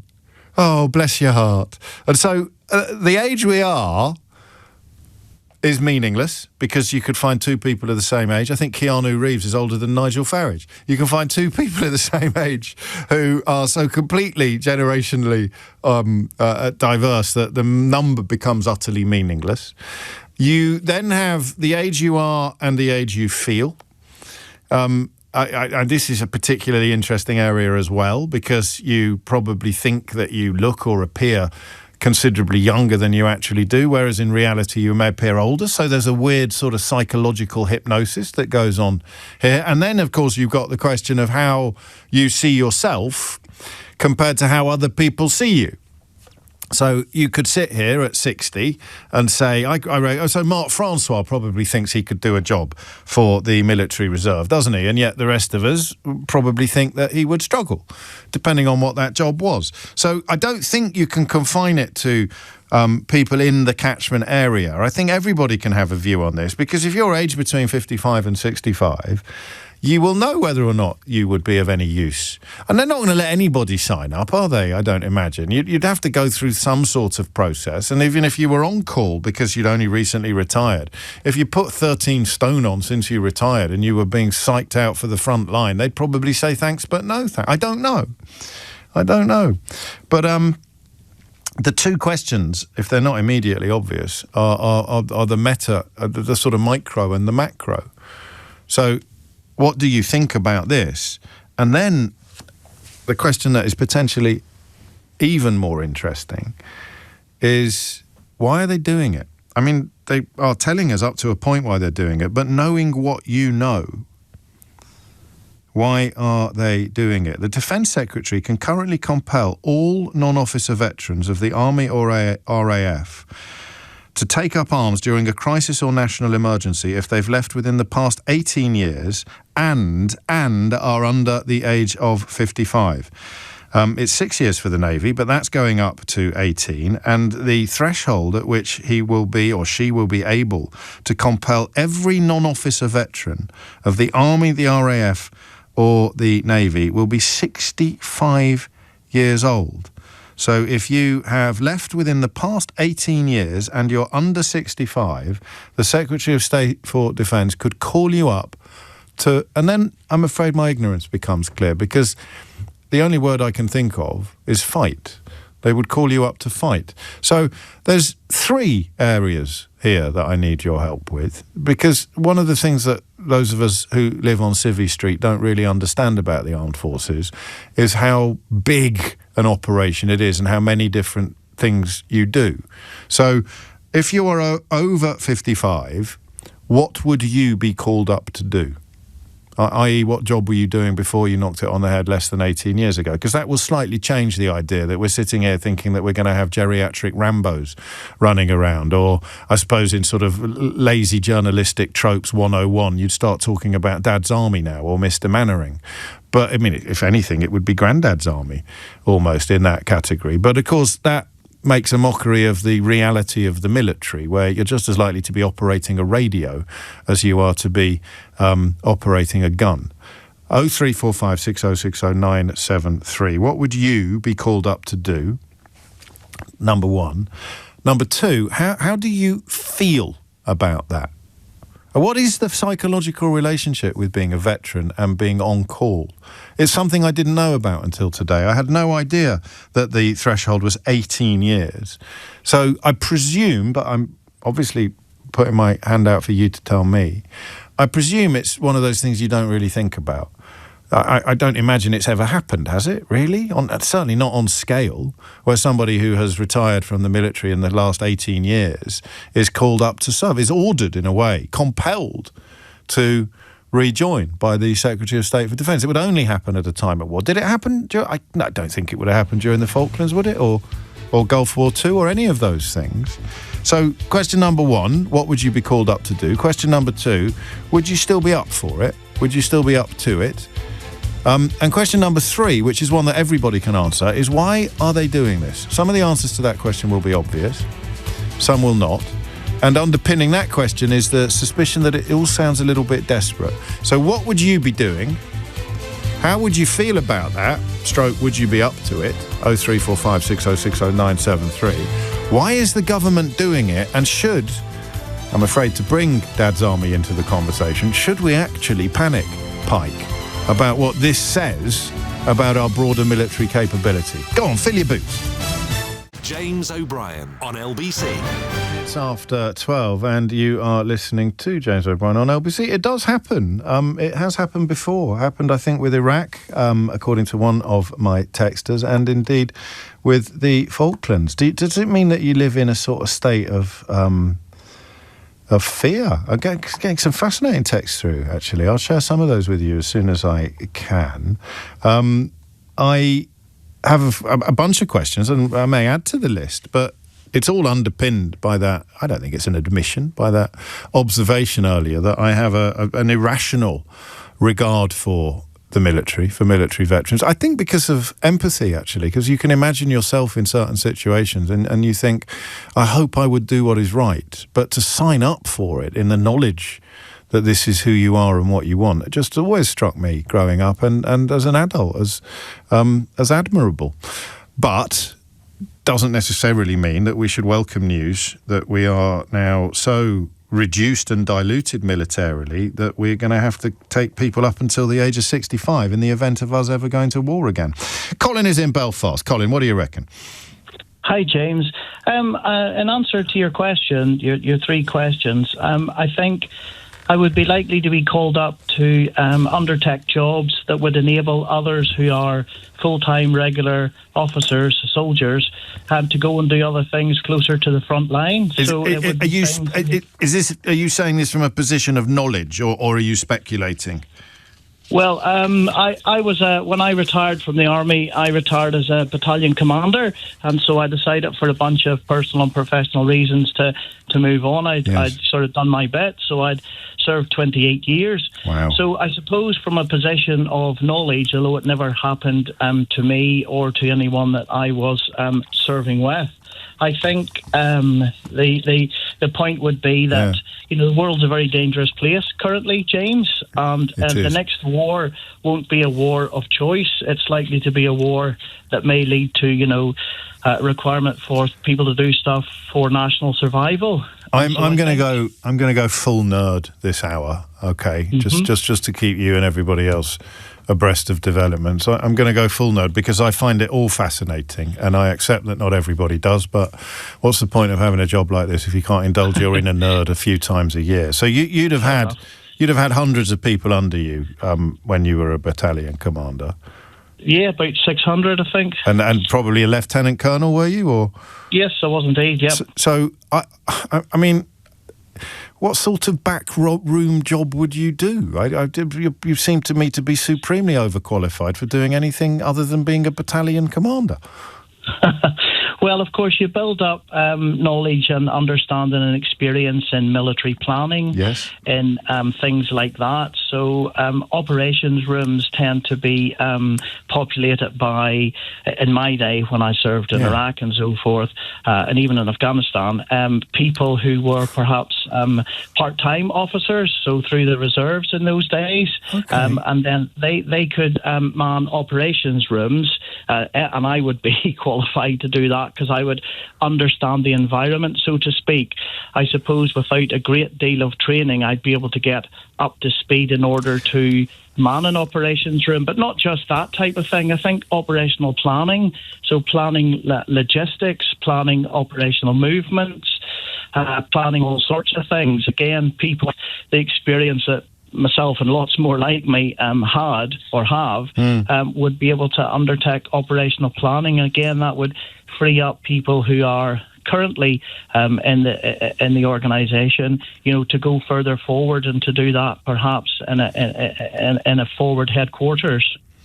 You are such a wonderful guide to all of this. You're not only making sense of it, you're making it sound like quite a good idea. Would you? And you haven't told me how old you are. 104. Oh, so I'm 58. I will be 59 in September. Okay. So do you think this is a good idea? And should we be worried that it's needed?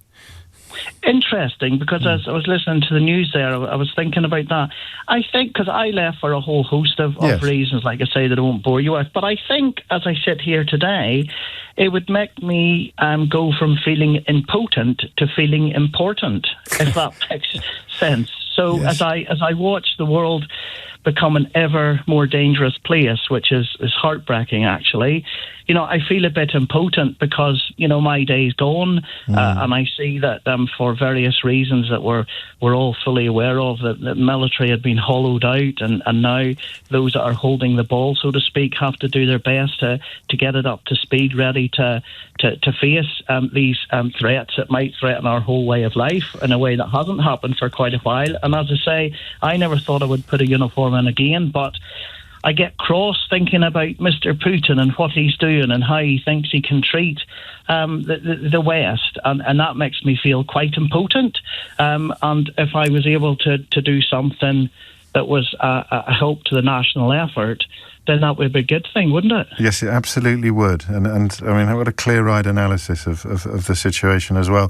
The second bit of it, of whether it's a good idea, you've kind of answered, haven't you? Of course it would be a good idea to have people like you doing things that perhaps freed up, forgive me, a younger man to do something more demanding of a younger body. That's it exactly. That is exactly. So you would you would top up from the rear, so to speak, which releases people to go further forward and to do things that would be, would require somebody who's, as you say, a younger man, somebody who's up to speed with the situation and planning and all that, as it currently stands. I like this. So, I mean, the only other thing I'd ask is, or I'd remind, actually, people listening, probably not you, but while it's true that the capability has been severely reduced, and it is correct to use phrases like hollowed out, most of this was built upon the false belief that we were safe forever, rather than on anything more sort of nakedly political. It was simply the idea that the Cold War was over, therefore we don't really need an army anymore on anything like the scale that we had before. Exactly, and that's sad. And so Yes. were I sitting here and were we engaging in operations of choice rather than operations of national survival, potentially, I might have a very different view, and my emotions might not be stirred so strongly, and I might not want to go forward, put myself forward and say, well, I'll step up and help out, because if those operations of choice didn't chime with my sort of political outlook, etc., then I may say, not for me, thanks. But given that we are facing potentially threats that will lead to us having to, for national survival reasons, do things that we might not have thought we'd need to have done since the end of the Second World War, well, then that's a different situation. You're brilliant. I mean, if there was any doubt in anybody's mind about why I reserve a particular level of respect and regard for military men and women, I think you will just have clarified that point quite perfectly with your contribution, Colin. Not only clear-eyed and brilliant, but properly patriotic at a time when that word and that concept is being horribly maligned and polluted by people, including people, of course, who make no secret of their admiration for Vladimir Putin. Colin reminding us all what patriotism is, and the modesty with which it always walks hand in hand. I was talking so casually about going to Afghanistan and Iraq with 600 men under his command. I mean, good God. I told you it brings something out in me that I don't really feel in any other context. But there it is. Thank you, seriously, for everything. 12 minutes after 12 is the time. The line from the Commander Standing Joint Command, who is leading these efforts, is pretty straightforward. We must ensure our armed forces can draw on the numbers and skills required to meet it, talking about the increasing threat of war. I fully support these measures, which will give us the widest possible pool of experienced personnel to call upon in times of crisis.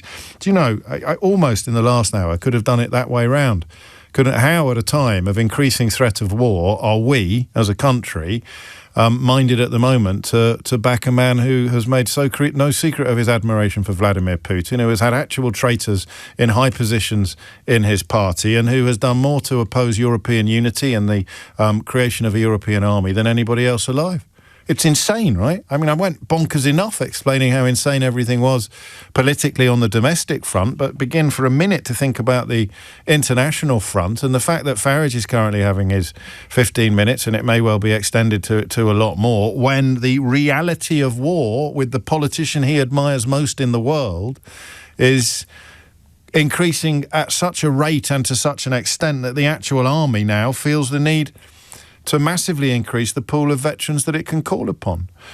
There's a phone in there that I can't quite find. Not the Farage bit. That's just a national tragedy that is still unfolding.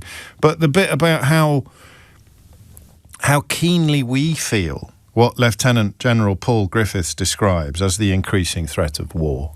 Do you feel that?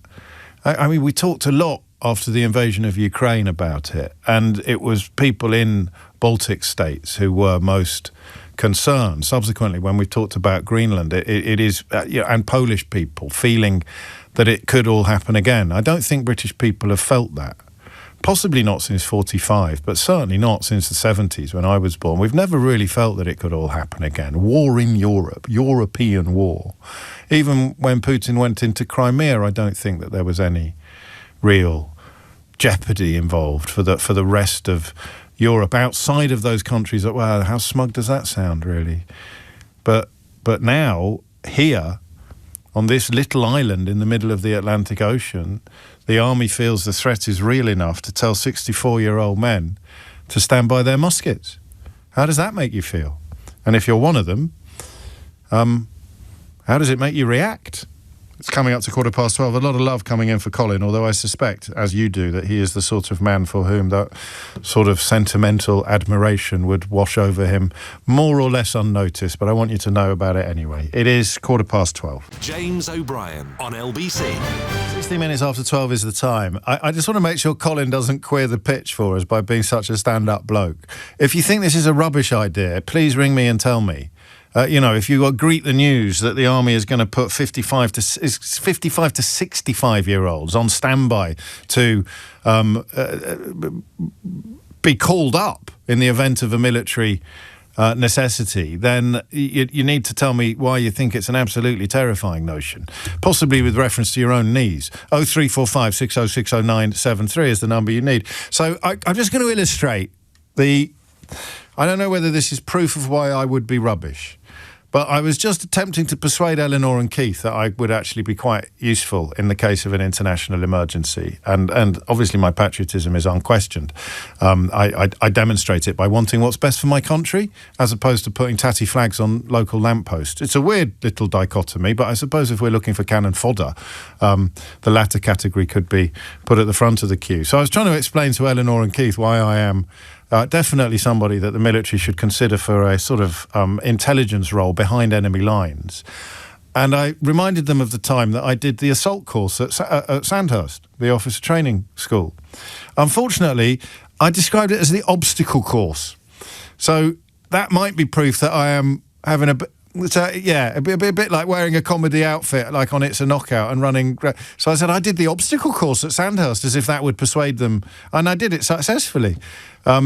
But no, probably calling it the obstacle course speaks to a certain lack of seriousness in my mind. I know what you're thinking now. You think, why on earth did you do the assault course at Sandhurst? I didn't just do that. I spent a whole day on the recruitment programme for officer applications for becoming an officer. No, I did. It was here. Did it for LBC. We went down with the microphones. I wonder if it exists anywhere. I did, seriously. Why does nobody believe me? I did it as a sort of, I think that it was an advertising type arrangement, whereas they were using the radio station to try and enhance recruitment. So we did some colourful editorialised work, which involved me going to Sandhurst. Do you know what I was very good at? I'm not boasting. I just was. This happily was in the days before TikTok, because I think the sight of me falling flat on my backside, having fallen off something on the assault, definitely not obstacle course, would have been irresistible for the social media department. But I was very good at the planning thing. So they give you a map with various things on it, and they say you've got to get from here to here and contact this bloke and then get this to there, and there are enemies here, here, here and here. And I actually did put together an account of how you do that was better than a lot of the people who were actually applying to join the army. They told me afterwards. My colleagues are looking at me with a level of scepticism that is unlike anything I've ever seen before. So I think I need to clarify. I got lost in this building on Tuesday. This is a building that I've worked in for over 20 years. I got actually lost. Well, I didn't get lost. I knew where I was, but I had no idea how to get to where I needed to be. But the reason for that was because they've put in doors and walls where they didn't used to be. We're in the obstacles, if you like. We're in the middle of a lot of building work at Global Towers. So that literally, I walked through a door when I came into work that I couldn't walk out of when it was time to do the radio show. They'd blocked it off. You remember when Eleanor's tofu got quarantined because the fridge that it was in got put behind a wall. So I don't think it's embarrassing that I got lost in this building on Tuesday. I think it's a bloody miracle I managed to find the studio at all. So yes, I also often leave the office and come back 5 minutes later because I've forgotten important things. So there are elements of the job that I don't think I'd be perfect for. But in terms of doing what Colin described and sitting there, despite not having been a battalion commander with 600 troops under him, I would be quite good at a bit like problem solving. I wouldn't, would I? And I'd probably still call it an obstacle course. And Alyssa remembers not long ago, I dedicated a section of this programme to explaining why I would be such a good spy. And somebody pointed out that I would boast about what a good spy that I was, and that would make me a rubbish spy.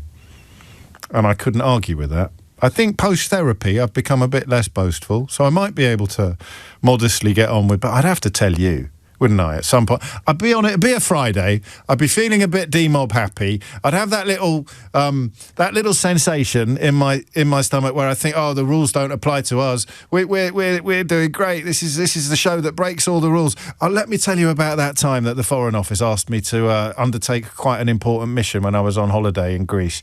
And I'd tell you, wouldn't I? Maybe I just did. So I'd be a rubbish spy because I wouldn't be able to resist the urge to not even boast. I just would want you to know. There it is. Anyway, that's not what we're talking about. We're talking about proper people doing proper jobs in the proper military, not some wombat on the radio dreaming about what use he might be because he once did the obstacle course at Sandhurst. It's 22 minutes after 12. If you are in the military, I should have asked Colin this, is there a job I could do? Because I'd be there, I'd sign up on day one. If it was the Russians, but like Colin said, if it was a sort of political mission being undertaken by a politician who I didn't trust, I don't know that I would. You know me as well as anyone now, having listened to this programme for however long you've listened to it for. What job could I do? David is in Swindon. David, what made you pick up the phone? So, thanks, James. Firstly, there's absolutely a job for you. Be kind, David. Absolutely. There's BFBS Radio. There's a whole raft of things.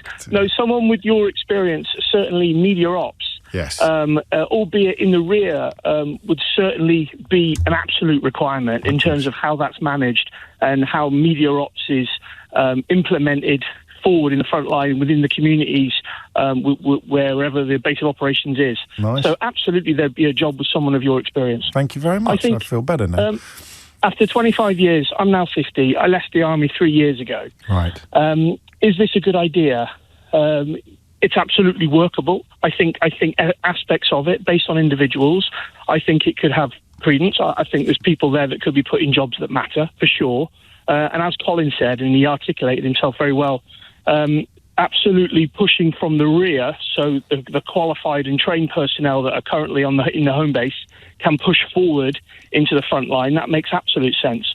I suppose what really gets me is why, wonderful idea, and it's really turned heads, and it turns newspaper pages, but a more professional approach from a political point of view would be, let's review the Strategic Defence Review. Are we getting that right?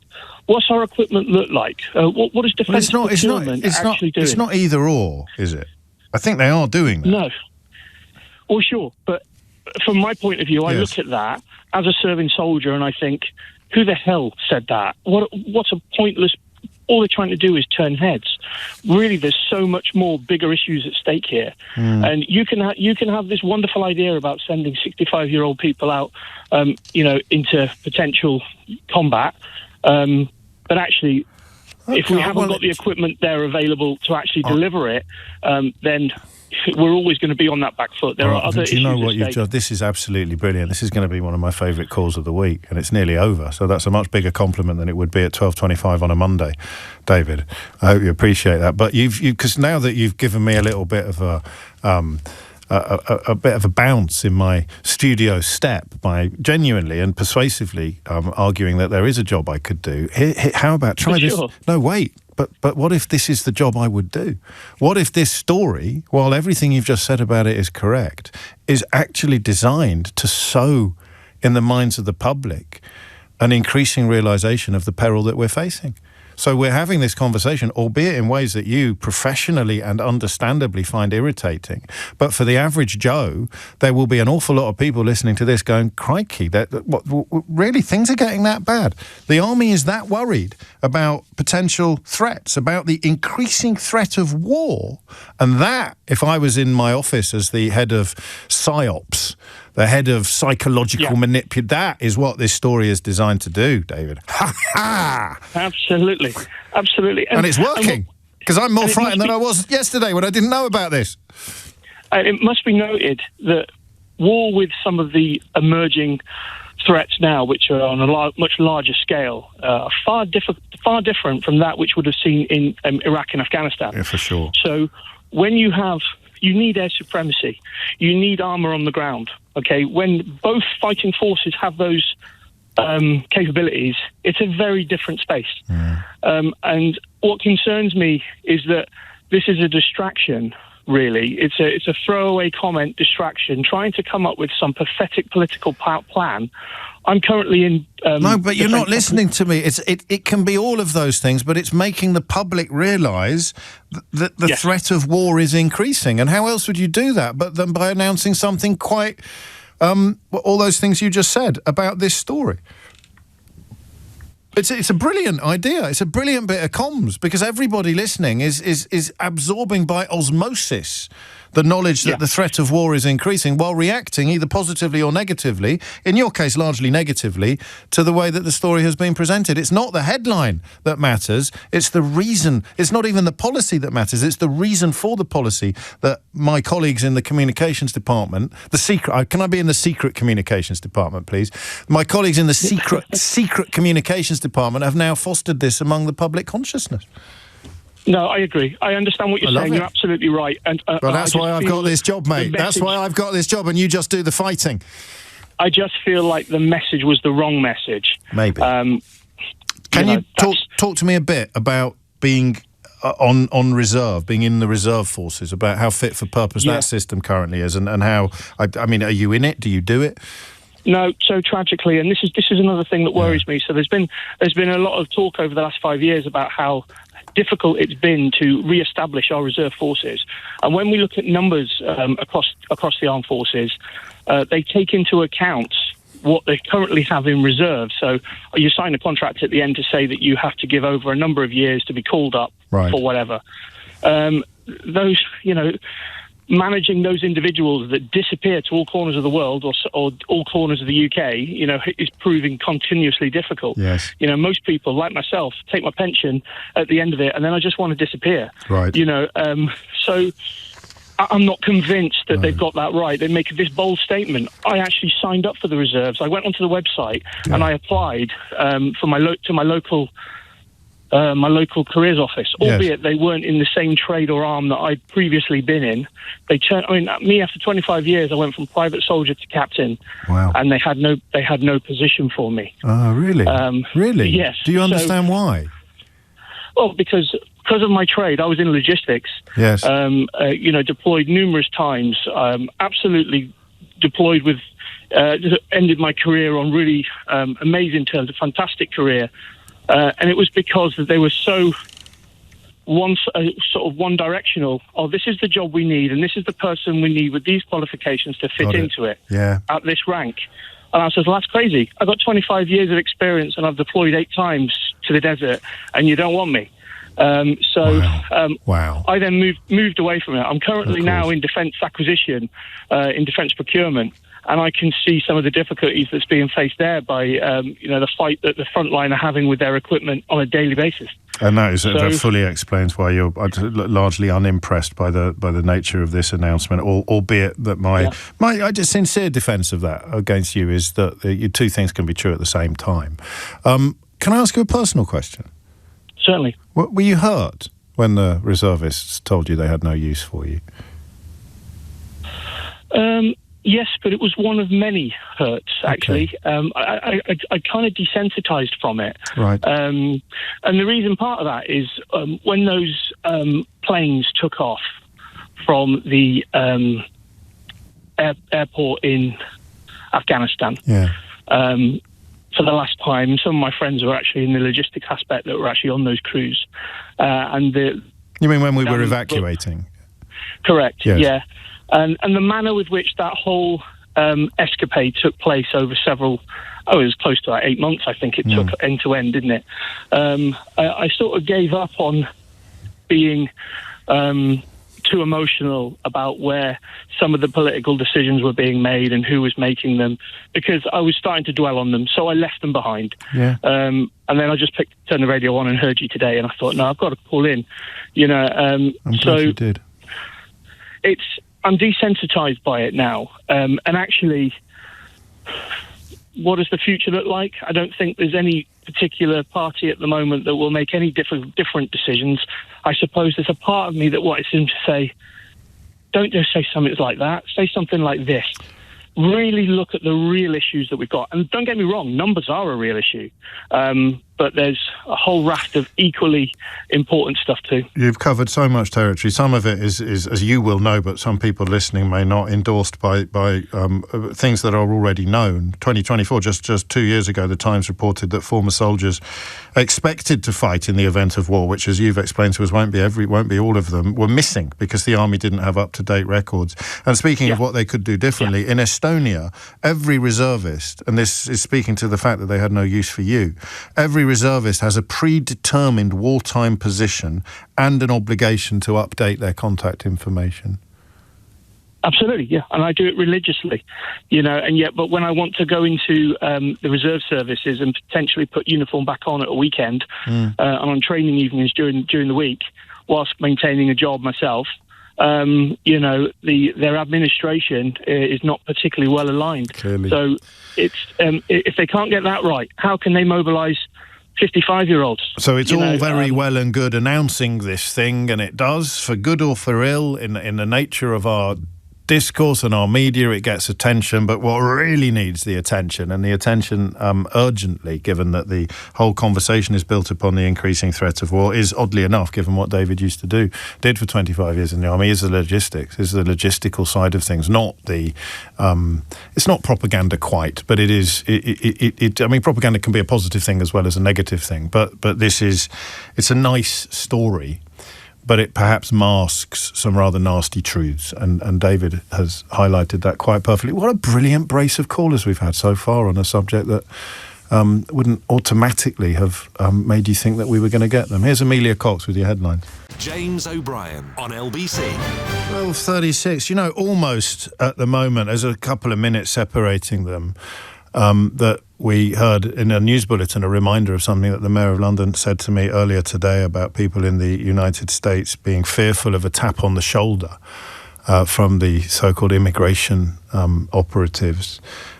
Even as that was coming out of your radio, and indeed my radio, I saw a message from a post from Simon Marks, who's too busy to join us today, on Blue Sky, about a New York Times report just from 11 minutes ago that the Trump administration has acknowledged, listen to these words, it mistakenly deported a college student flying home to Honduras for Thanksgiving.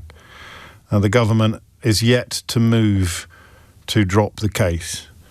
They deported somebody by accident and are currently doing nothing to fix the because why would they? So if you thought the mayor was in any way exaggerating, and that's not by any stretch of the imagination the worst story that's unfolding, but at least he made the trains run on time or something. 12:37 is the time. You are listening to James O'Brien on LBC, where we're having a surprisingly nuanced conversation, a very gratifyingly nuanced conversation about the Ministry of Defence announcing that it is increasing the catchment area of retired personnel who could be called up in the event of war, including, or at least they refuse to rule out, frontline roles, although the majority would be non-combat specialists. Cybersecurity, perhaps, would be an example. And I'm just wondering what we should take from this, either on a personal level, if you are ex-military, or on a public level, if you are not, or indeed if you are. What does it mean? And how do you greet this move? 12:38 is the time. David is in Norwich. David, what would you like to say? Yeah, good afternoon, James. Thank you very much. My first time caller and a big fan. So you're very welcome. To voice my opinion. Thank you. So 33 years in the RAF, left a year ago, and I think my opinion would be slightly frustrated with the change of tack in terms of reserve commitment. I'm 54 this year, so that would give me about a year's worth up to age 55. But now they're going to potentially move the goalpost for us, which in answer to the question is a bit of frustration. I think, and I probably should have clarified this sooner, I think you're okay. I think this would apply only to those who have let me read this. Those who have already left the service and are in the strategic reserve will not be affected by the changes unless they opt in. So it's only for people who leave subsequently that this would apply, as far as I can. Does that make sense to you? Yeah, it does make perfect sense, and I think it's a sad indictment of where the military recruitment and retention process is. I know they've tried to make a lot of headway recently over the last decade to improve that, but you talked about the messaging that it gives to the public in terms of the possibility of war, but it's a good messaging point for the public about the state of the armed forces in terms of the numbers and the capabilities that we have left. And I wonder whether they should be taking their focus and looking elsewhere for a recruitment pool in the case of war. Perhaps the younger generation, more incentives to join, perhaps even national service. They've talked a little bit about that, haven't they? Almost as a sort of tourist-type national service where people will get a flavour of what it was like. What's the... it's interesting when you stepped down, when you retired just last year. What is the difference, do you think, and you may not either want or be able to answer this question, but that phrase there that is used as the rationale for what has been announced, the increasing threat of war. So the announcement is made and we have someone leading the efforts to ensure that Britain is ready to face the increasing threat of war.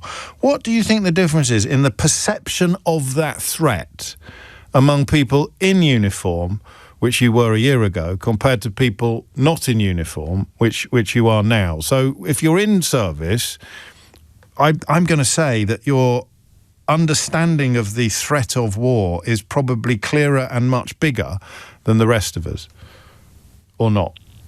Yeah, it is, absolutely. And I was trucking Russian submarines back in the 1980s, and we seem to be doing a similar sort of thing now. As you do. And it goes in fits and starts and cycles, and we bounce from one thing to the next. And I think the public perception is perhaps watered down, and from a military person's perspective, our focus is far greater for obvious reasons. But I think your caller earlier mentioned about the strategic defence review. Yes. Cycles of that. I think they're too short term. They look at a 5-year cycle, I think, and it's almost a reactive process, and it takes so long to get people trained and through systems to answer that calling. I wonder whether the process could be longer term. That's partly a problem with our political cycle, actually, and if one parliament voted to make it longer term, the next one could come in and undo it. But it does seem odd, doesn't it, that something so intrinsic to national security is so cyclical, the cycles are so short. Yeah, absolutely. It's reactive rather than sort of proactive, and that's a shame. I don't know what the answer is. I don't think the 55 to 65 is the answer. I absolutely agree they can fulfil some roles, and I think a lot of the reservists or retirees would be more than happy, myself included, in the event of war, to be called up and support. But I don't think it's a longer-term solution, and I think we need to look further and wider in terms of that recruitment pool and ask ourselves a big fundamental question: is why can't we keep people in the military, and why can't we recruit from a younger generation as quickly as we want to? If you were 21 now, would you join? No, absolutely not. Why not? Although I reiterate the point, I've had a fantastic career. Yeah. And it was a game changer for me. But would I join again? No. Would I tell my two boys to join now? Perhaps not. Why not? You don't have to tell me. I'm just curious. You know me. I'm very nosy. Goes with the territory. It's a good question. I could do interrogations, David. There you go. You could indeed do interrogations. That was too much of a close question, though. Okay. I think after so many years, your opinion of the military changes. Yeah. The patriotism is still there, but you get to a point where you think you can't change as much as you want to change over that time. You can't have so much of an influence, and it becomes almost a little bit of a frustration. Yeah, of course. And you don't want to impart that frustration or see your children or other people go through that. So that sounds really bitter. No, it doesn't. It doesn't. I promise you it doesn't. And I mean, if I were being... pushing back at all or being combative, I'd say actually you probably would still join if you were 21, because you'd be 21. You wouldn't be a 21-year-old with 33 years of experience. So I don't know, but it's fascinating stuff. And again, thank you. I make no apology for saying thank you to people who've served in the armed forces in ways that I don't say thank you to other callers, or not to all other callers. There are other jobs which are immensely valuable, but that concept of patriotism has been so hideously polluted lately, and continues to be, that just to hear calm committed human beings who knew that they were potentially could be at any moment called upon to endanger themselves in the most extraordinary ways on everybody else's behalf. That's why it doesn't actually change my view when you remind me of all the things the British Army has done that the British Army probably shouldn't have done, or definitely shouldn't have done. And I say that as someone whose Irish heritage is incredibly precious to him. It's that knowledge that you're doing it for good or for ill. The troop, the soldier, the lion led by donkeys is doing it out of, on some level, some sense of the most ultimate either patriotic or human spirit. It's 12:45. James O'Brien on LBC. It is 12:48. I was pontificating yesterday. I know what you think. I never pontificate. I merely provide careful and measured contributions to disco. No, I was pontificating yesterday about that what was it? The boycott of the BBC that Farage said he was going to undertake on December the 4th, 2025. I thought I might have imagined it, because unless I'm hallucinating, he's never off the flipping place. But I double-checked. He categorically did. Well, he did this. I'm sick to death of the double standards and hypocrisy, above all, of your organisation. And what happened on the Today programme this morning was a complete bloody disgrace. Next, Sam Coates from Sky News. No, I'm done with you. Thank you. But my question was, he said they were lying, and it sounds like... Sam Coates from Sky... I'm really... Until you apologise for all of your output... Your appalling output at the same time that I'm accused of saying these things which I deny, I'm not speaking to you. All right? I think it's 35 people now accusing him of various things, including suggesting that Hitler was right, or making jokes to Jewish pupils about gas chambers and sundry other hideous bigotries and racism. So I just wanted to double-check that he was still boycotting the BBC when he turned up for that press conference with honest Bob Jenrick yesterday. And there was a wonderful pause in it. I don't know if you saw it. I didn't. I was watching the snooker. But about 2 minutes when Jenrick was expected to walk onto the stage, but didn't. 2 minutes. I mean, if I played that out on the radio now, either the emergency tape would kick in, or you'd turn over and start listening to Classic FM. Even I wouldn't struggle to fill 2 minutes. Who am I kidding? But other people might. And I double-checked, because he's still boycotting the BBC. I've checked with the BBC. They definitely haven't apologised for anything. And yet, at the very beginning of proceedings yesterday, this happened.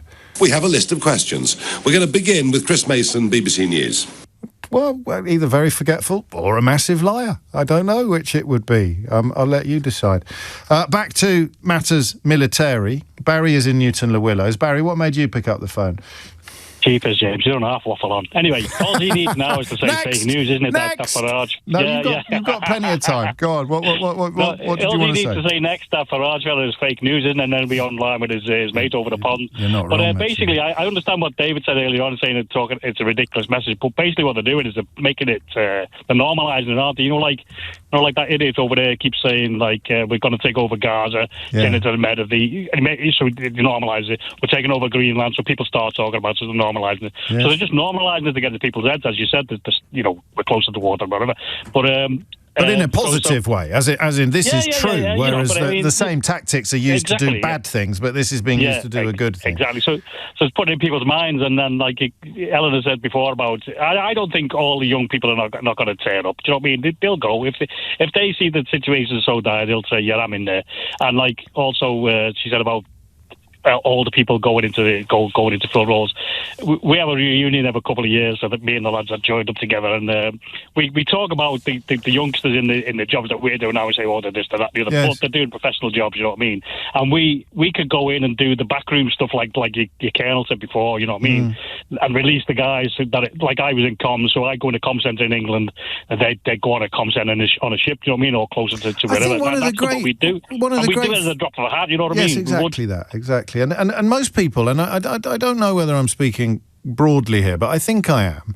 Most of us have this huge misconception that everybody in the armed forces is on battle stations, is primed and ready to go. There's billions of jobs that need to be done, and they're absolutely just as crucial to the effort, that have nothing to do with, the actual moments of engagement. Yeah, true. So are we talking just the army, or are we talking the senior service as well? I'm just a bit confused. Well, there's a lot of confusion around. You'll be all right. How old are you now? Well, the senior services the Royal Navy, obviously, so I'm 63. And like as I said before, there's a few of us, we have a reunion every couple of years. And out of the 10 or so, I think about 5 or 6 are don't have any medical issues, you know what I mean? And we'd go. But you can always opt into the scheme. But as the changes that are underway would not affect you, because no. You wouldn't have been caught under them first. So it's anybody moving forward, and then it's the increase from 55 to 65. So David in Norwich, actually, 54. Waiting to hit 55, I think probably will be in danger of being caught up in this. But the massive majority of people who might, from the headlines and some of the coverage, think that they're going to be. Usually coverage that involves playing the Dad's Army theme tune. The detail is considerably different from what the headlines initially attest. I tell you what I'm worried about, though, is that line, and I don't think I'm the only one who's worried about it. The line about this being part of the efforts to ensure Britain is ready to face the increasing threat of war. And then you have a reminder that in Estonia, every reservist, so that will be both retired and only ever reservists, have predetermined wartime positions and an obligation to update their contact information. We always mention Estonia when we want a pole star, if you like, of what living under the threat of a resurgent Russia feels like. You know, the post-Soviet threat abated, and then with Putin it's come back again. The Cold War has been reinvigorated. And the Baltic states know what that looks like.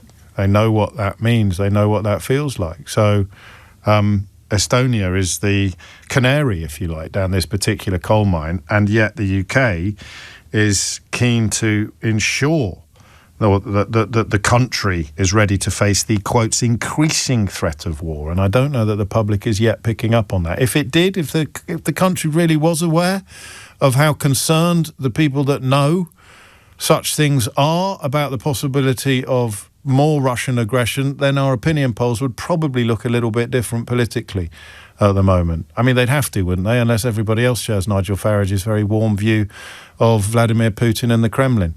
Neil is in Chalk Farm with what might be the last word on this. Neil, what's it going to be? Yeah, hello, James. Yeah, I'm coming at from a different angle. I better give you my quick why I'm entitled to talk about this. So I left school at 14, joined the parachute regiment at 17, came out in my 20s with a combat injury. Wow. But since then, I've been an elected governor for the NHS Trust for North London, and I run a weekly drop-in for veterans. Okay. And because I went through the same thing, I went through the whole PTSD therapy at St. Pancras Hospital about 15 years ago. And then I thought, I've got to help these other veterans because they are lost. They don't know where to turn to. They're self-addicting. They're self-medicating themselves. They're homeless. They're angry. They're leaning towards very right-wing views, some of them, because of their anger. And so I now run a weekly drop-in where we involve people from the arts to teach them writing, poetry, stand-up comedy, whatever it is they want to do, music and the rest of it. And I find the veterans want that community back. Yes. Which obviously I did. I stopped going to reunions because I was hearing about alcoholics, addictions and suicides. And it was too sad for me to go there anymore. I understand that. But in our drop-in, we now have people who are homeless, who have tried suicide, who have been addicted, and they like that form of community which they can attach themselves to again, have the kind of sense of humour. And this is men and women from the Commonwealth and from Britain who come regularly every week. And without that connection, they say they would be lost again. And purpose, because you go from, and I don't want to put words into anyone's mouth, but from the outside, you go from, I mean, having the most obvious and unquestioning purpose in life to having none. Yeah, absolutely. And you'd be amazed at how many people in my platoon are dyslexia like me. Really? Yeah, absolutely. Why do you think that is? They'd all done really badly at school. They'd all come out very early for being disruptive because they're dyslexic or the ADH. Yeah. And so they joined the army to prove themselves that they weren't worthless, useless beings. They weren't idiots. Oh, man. And in the army has a really good way of training you, which is voice and command. So you don't have to do any writing exams, especially in the infantry. And then suddenly you get pride and you go back in your uniform and your village says, oh, we thought you were an idiot. Now you're wearing a uniform. Oh, you're breaking my heart, but it's happy. You've answered my last question, actually, which was going to be, did it work? Did it actually take away some of the stigma of your childhood when people were labelling you as stupid because you had dyslexia? It did work, but then when I left the army with a combat injury, I very quickly spiraled down to homelessness because I couldn't hold the job down because of the injury. Living in a car, got very angry, started addicting. And I remember I was in a crack house looking at people and thinking, this is not me. I've got to get out of here and I've got to sort my life out. And then I really actually got my life together and was quite successful and became a governor of the NHS. And I wrote a book about coming out of the army, what happens to you. I was about to tell you that you should. I have written it. I'll send it to you. You'd love it. You're telling me? That's extraordinary. And I think perhaps because of your struggles, you came, and not everybody would, but you came back with a desire to help others. Well, by helping others, I'm helping myself. Every time I see we have a success, we had a lady who joined from Trinidad who had an injury and was living in a car in East London. We made sure she got the help, she got the MP, she got the doctor. She didn't know anything about this. Man, you're still fighting the good fight, aren't you? That's wonderful, Neil. Thank you so much. I kind of was wondering how I was going to introduce this last bit of the programme, but I know now, because that's what selflessness sounds like. That's what patriotism sounds like. Integrity, honesty, genuine struggle, overcoming problems, redemption, reality. This is what the opposite sounds like. Nigel Farage can't even run a five-a-side team, so he's not going to be able to run a country. They're not a serious party. We may have sympathy with some of the things that they say. We may understand why millions of our fellow countrymen and women have gone to reform, but they are not the answer.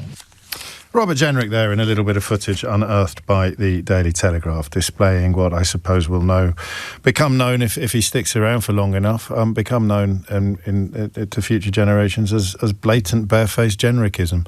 That's it from me for today. You can listen back on our free Global Player app, or indeed the LBC app, where you can also stay up to date on the top stories and opinions. Put your news categories in the order you want, pause, rewind live radio, and even listen to a range of podcasts, including James O'Brien Daily, and full disclosure, which is back next week, actually. I've already got some corkers in the pipeline for you. Download the official LBC app for free from your app store now. Coming up at 4 on LBC, it's Tom Swarbrick, but now it's time for Sheila Fogarty. James O'Brien on LBC.